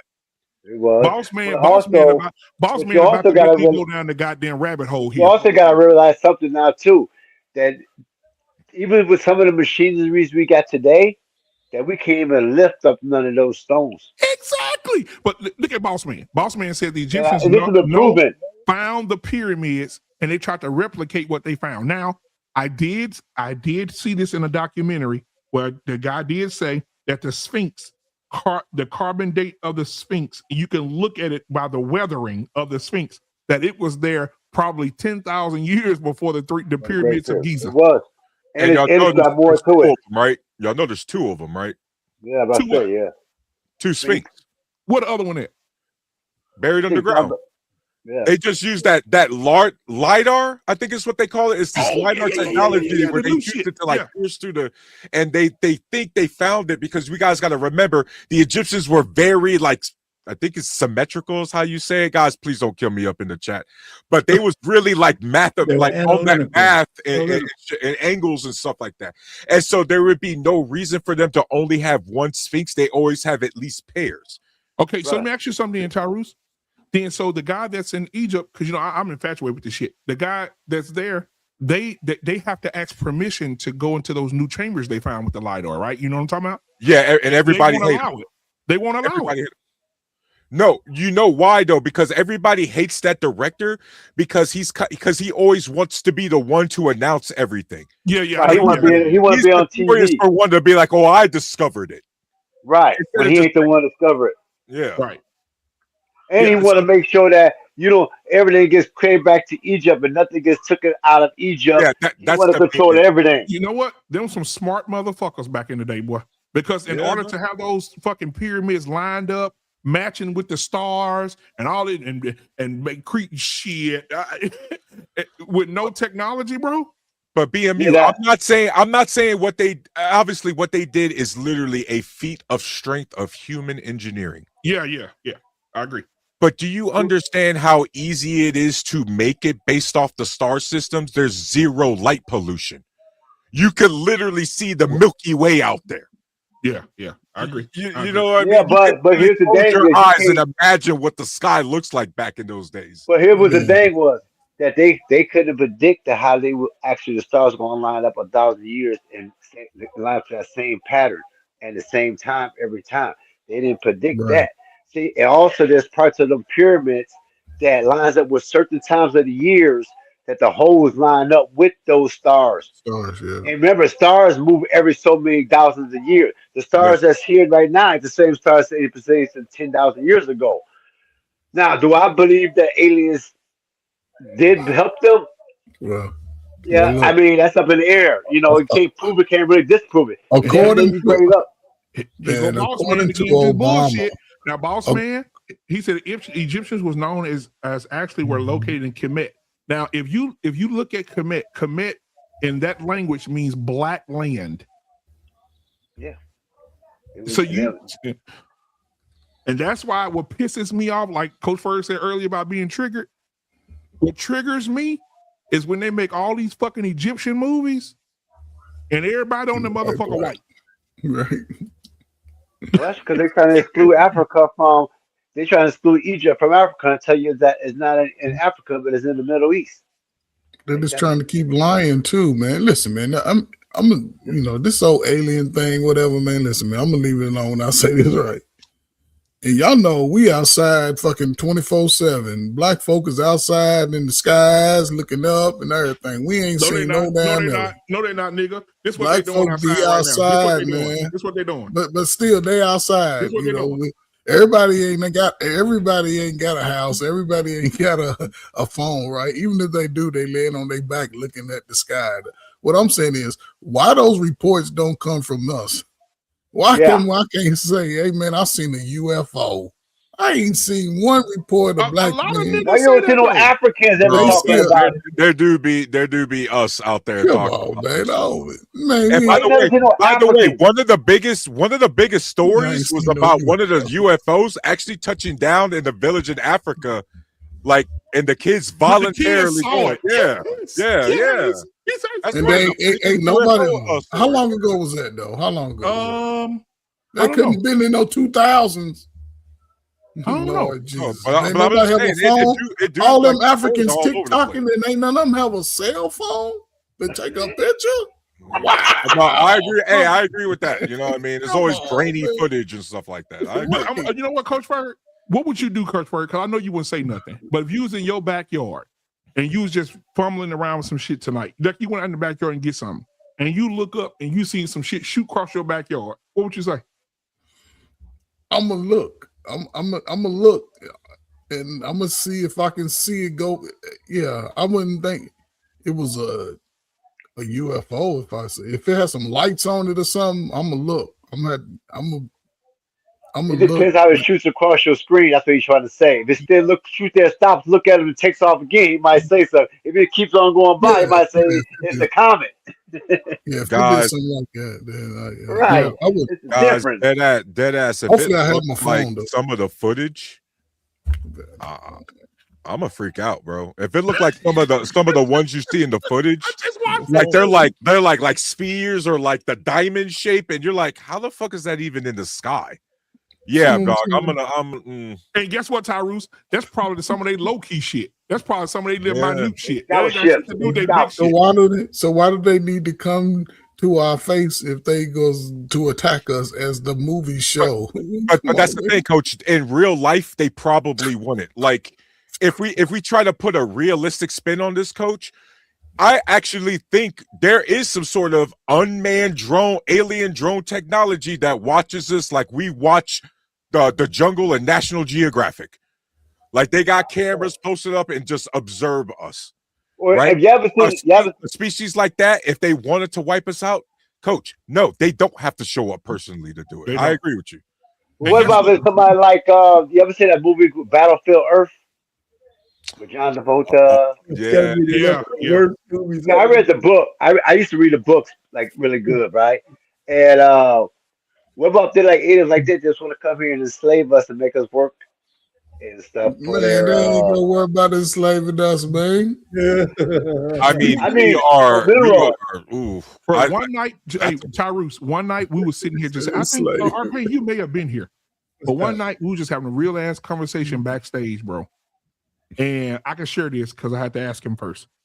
We were talking to Mandrell. Now, we know Mandrell was a Green Beret in the military. Yeah. Mandrell said they were on assignment protecting somebody, but he couldn't give the name of the person they were watching over.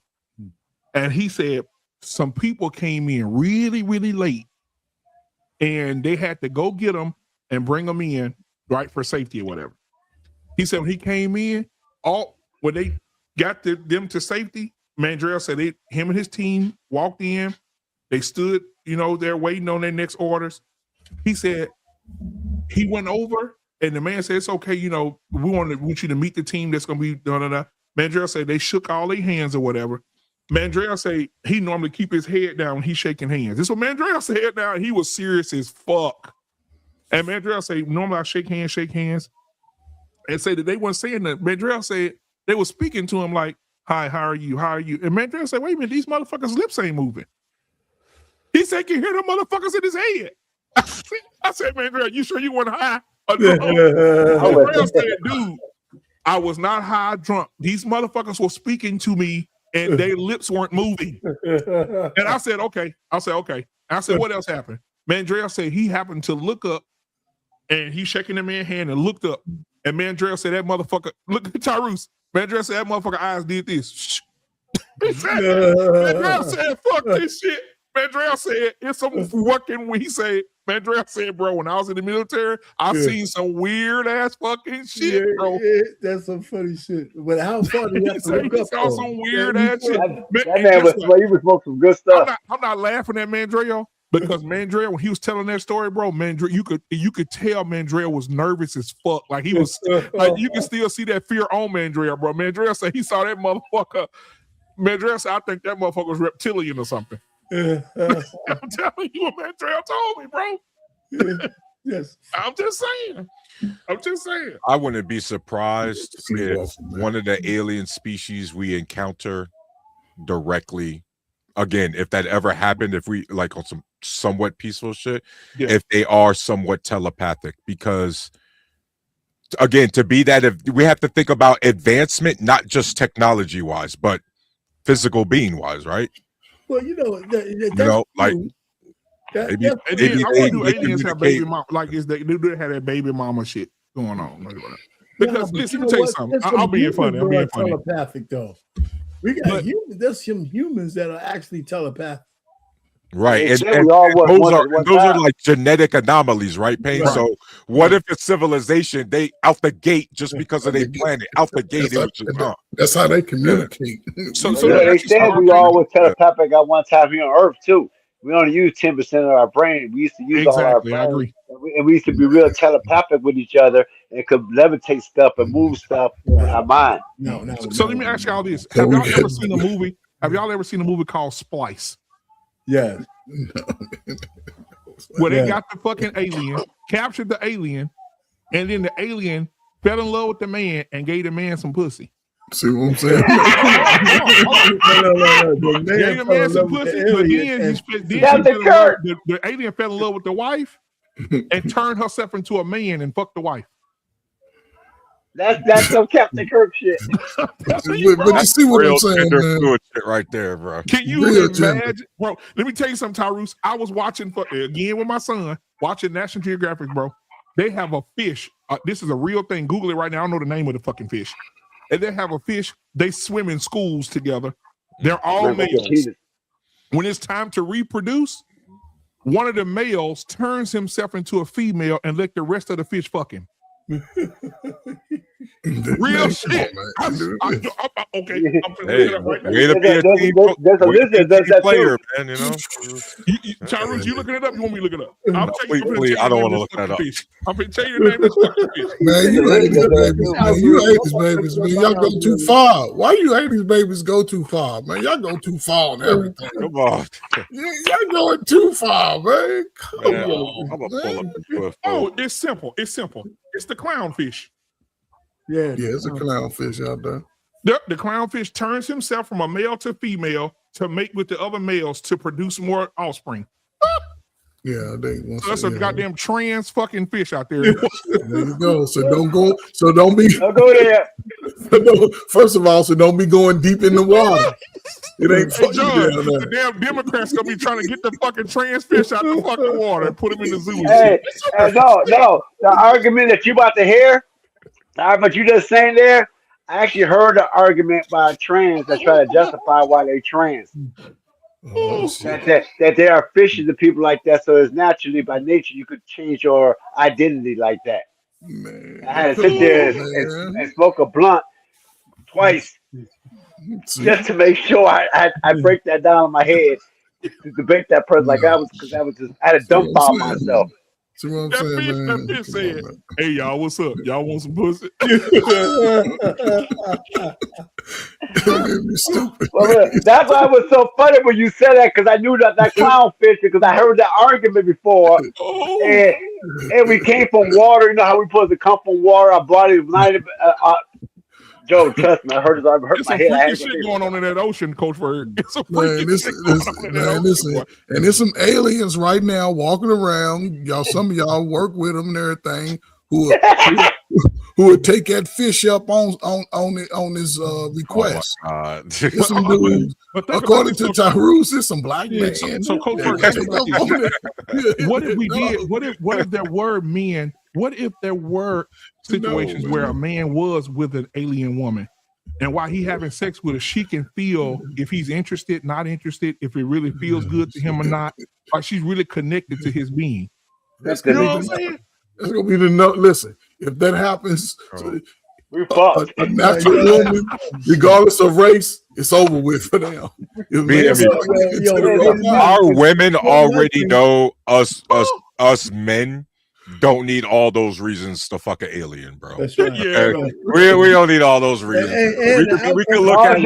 I can make it work. Would be more like they know we're monsters, dog. We will smash one easily. And then we're gonna get our Captain Kirk on. We're gonna get our Captain Kirk on real quick. Dive into aliens.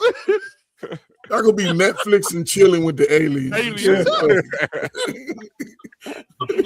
Come on. She gonna give you that deep throat alien bob head. Hey, boy, can you imagine if the alien can make her throat come all the way up, grab it, and then pull it back? The alien be your mind be that. Hey, it's some snow bunnies that can do all that, but Come on. What if she giving you head Coach Ferg? No, she ain't giving me. She giving you. In your mind she without giving you, man. No, Coach I can't Ferg. do it. She trying to throw you up in there, huh? Imagine if she had telekinesis and she giving you head and she talking to you while she giving you head into your brain. Like her mouth not moving. And she said, you like that, Coach Ferg? You like if that happens, if that happens, every man my age and under, y'all doomed. It ain't gonna matter if you're married, single, if you want to be a woman, if you want to be a man. If y'all get hooked up on one of them old robots like that, it's over. It's over. And see, that's exactly why the aliens would come. Somebody mentioned it earlier. They would absolutely come and enslave us because we got some down bad guys that would absolutely be like, you know what? Go ahead and punish me, mommy. Go ahead and punish me, alien mommy. Put the chain on me, put the dog leash on me, and walk me down the street, huh? Bro, can you imagine dating an alien woman and you come home, she's like, who was that lady at the copy machine today that was talking to you? I saw it through your eyes. What? They still ain't gonna cook. They gonna have you cooking and folding clothes. they still gonna be getting you a baby daddy.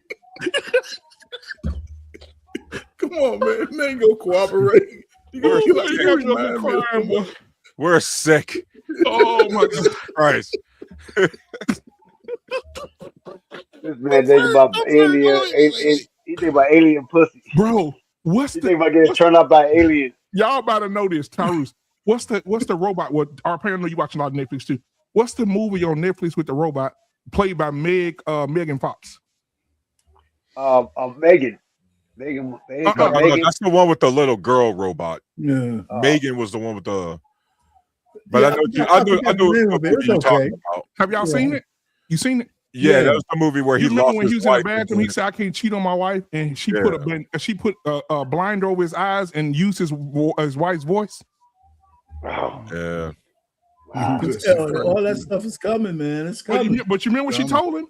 Hold on, baby. She was trying to already get that. Yeah, she talking about her hormone. She was talking about his hormone. She said, your hormone levels are very high. You're very sexually frustrated, blah, blah, blah, blah, blah. Then she grabbed his dick. She said, yeah, you're ready. Japan already got that. They got a robot that will walk over to you. I was watching on one of these YouTube channels, and they got to walk over to you. She would get down, give you a blowjob, and bend over and all that. It's a robot. Yeah, but she malfunction and go to the left too much, you fucked. Can you imagine putting your mouth in that thing? Yeah, you fuck what? You see, man, this is why I like my robots to just be more like R2D2 or some shit. Like I'm cool with a robot like drone companion, but y'all get into this humanoid shit, man.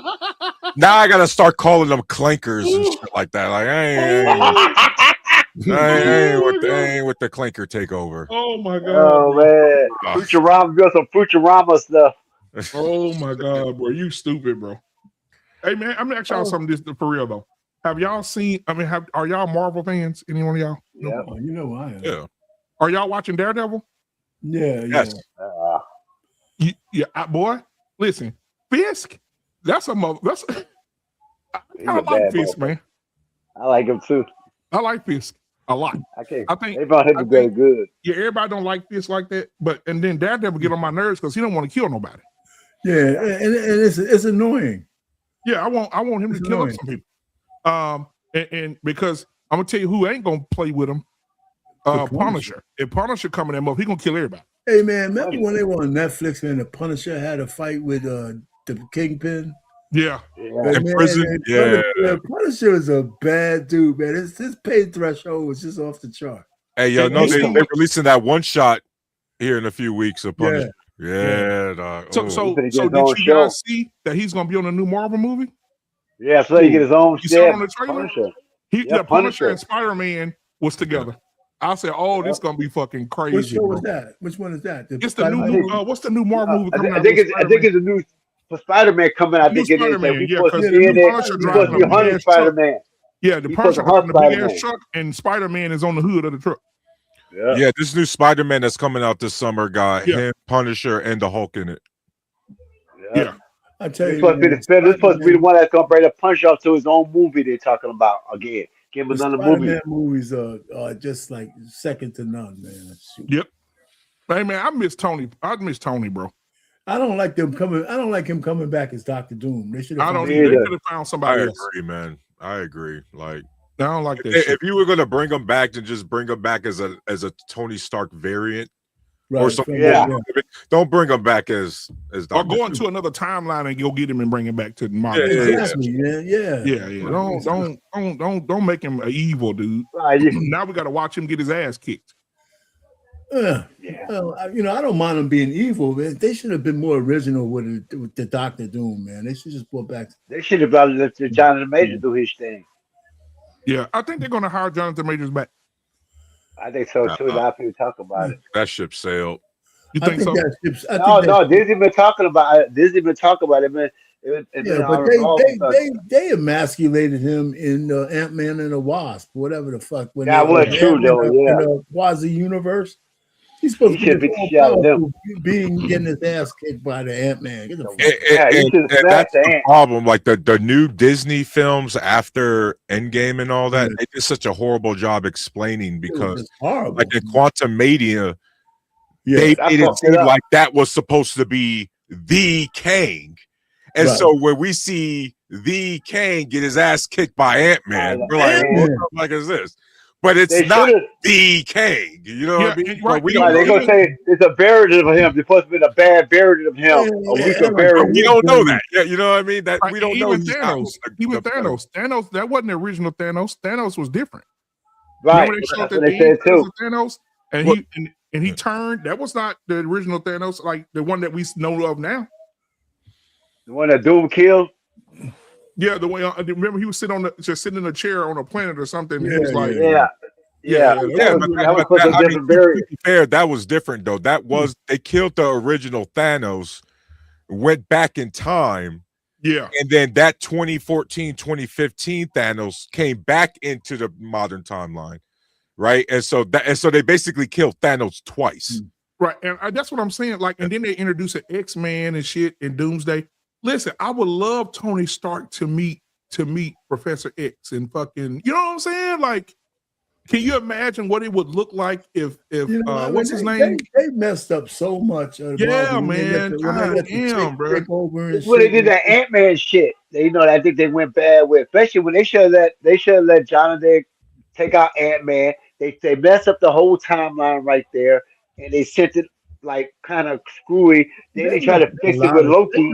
A lot of shit. Can you imagine Magneto and Iron Man going at it? Yep. Bro, that would be fucking crazy. Well, but hey, I mean, they feminized all the superheroes. They softened up all the confident, strong superheroes, and we got all that under the Obama administration because he made it. I'm just saying, man, this is where we are, man. Yeah, now all y'all heroes. If you go back to the 80s, Armane and Coach Fur, y'all know. And y'all know too, but with old movies, if you go back in old movies, what did our heroes look like? Jean-Claude Van Damme, Steven Seagal, Arnold Schwarzenegger, Sylvester Stallone, all these muscle-bound motherfuckers blowing up shit. Like now you got little ass, skinny ass little Spider-Man, like you don't have that shit no more. Spider-Man has always been around. No, I'm saying like you don't have movies anymore where strong masculine built men are blowing up shit. Like you remember Commando when Arnold Schwarzenegger took his goddamn thing, I put the little vest on with the fucking grenades and put the fucking mask paint on and shit. When they started the movie, he's carrying a tree. He carrying a tree. I guess I didn't watch Predator Badlands. I'm about to say that Predator Badlands. They absolutely make those movies, guys. It's just you guys got to remember sometimes the old school 80s action flicks. Again, guys, they're old school 80s action flicks. It's just like Bruce Willis. I love to watch Bruce Willis bleed all over himself, nose busted, arm cut all up and shit. Yeah, and real quick, guys, the peak Marvel era, Endgame, all that with Thanos. that ended in 2019. That's crazy. Wow. So how could you blame Obama for making it weak when Marshall was going in ignore that. Why you bring it back up? I try You're like, no, I could have let that go, man. I could have let that go. That was his last year. Listen, bro. He was finishing up his time. Thanos 2019. There's a while, man. Yeah. Shit. Yeah, Marvel has been on absent, man. Yeah, when they had the big burly black dude in Immortals kissing the motherfucker, man. It's over. See what I'm saying? So you talking about what was that? Yeah. You know what movie? You know what messed me up? And what messed me up was The American Gods. Oh, that's a different. Oh yeah, that's a different genre. I like that. American Gods. But they had that gene in there doing that stuff. That gene in there doing that gay stuff. Man, but I don't know what happened to movies, bro. Like Die Hard, Commando, fucking what was the other movie Arnold Schwarzenegger was in? Ooh, he was in so many. God, the first Predator. You're gonna have those movies, BMU, when there's a war on masculinity. Yeah. Yes. I mean, Tom Cruise makes some good movies. Shit. Yeah, Tom Cruise. They got women behind the fucking writing and they're running the shit, man. You know, you look at Fast and the Fury. I think they just ran out of stories, man. It's just really hard. Oh shit, bro! Guys, there's only so many good guy with a big ass gun movies you can fucking do. Tyra, you know what they could have did? You know what they could have did in Hollywood? They could have took some of these big, strong, 6'2" brothers, man, and made them a superhero. Yeah, but you still gotta have acting skills, coach. Yeah. But they have acting skills. That everybody. Speaking of that, guys, tomorrow I'm gonna go see that new Mortal Kombat movie. That's another big ass action flick. Yeah, I'm gonna go see that new Mortal Kombat. And then Fighter. And you know what? The action movies also used to be action and funny. Because you remember on Commando when he turned the car with old boy and he held him up by the leg and he said he gave him the information. He said, "I thought you was gonna let me go." He said, "I am." He let his ass go. Or even True Lies with Jamie Curtis. Now that's when she was in her prime, boy. Oh boy, man. Jamie was in her prime, boy. But that was a great movie. Hey, I'm gonna let y'all go. I got some stuff I gotta go do. I'll let y'all we all going, man. I gotta go too, man. All right, man. We gonna get out of here. All right, man. I appreciate y'all coming, man. Hey, listen, if y'all haven't seen Top Gun Maverick, go watch this shit. Excellent film. Excellent film. Excellent. I can watch it every day. Excellent. That's the most recent one, ain't it? Yeah, man. Hey, Coach Bird, old school. When I tell you, bro, the old Top Gun was really good, but this one right here, they brought like all the old people, and they got these young cats that think they better than the old cats, and they, man, hey, Coach Bird, you gonna love it. The young motherfuckers think they're a better pilot than man, boy. Shit. I think that was Val Kilmer's last movie. Who did that shit? Val Kilmer. Yeah, it was his last movie. He passed away right after the movie. Yep. Yeah, salute to you. I'm gonna watch that shit then, man. You know, it's a good movie for me. All right, man. Well, y'all be good, man. I'll holler at y'all later. We out. Peace. Yeah.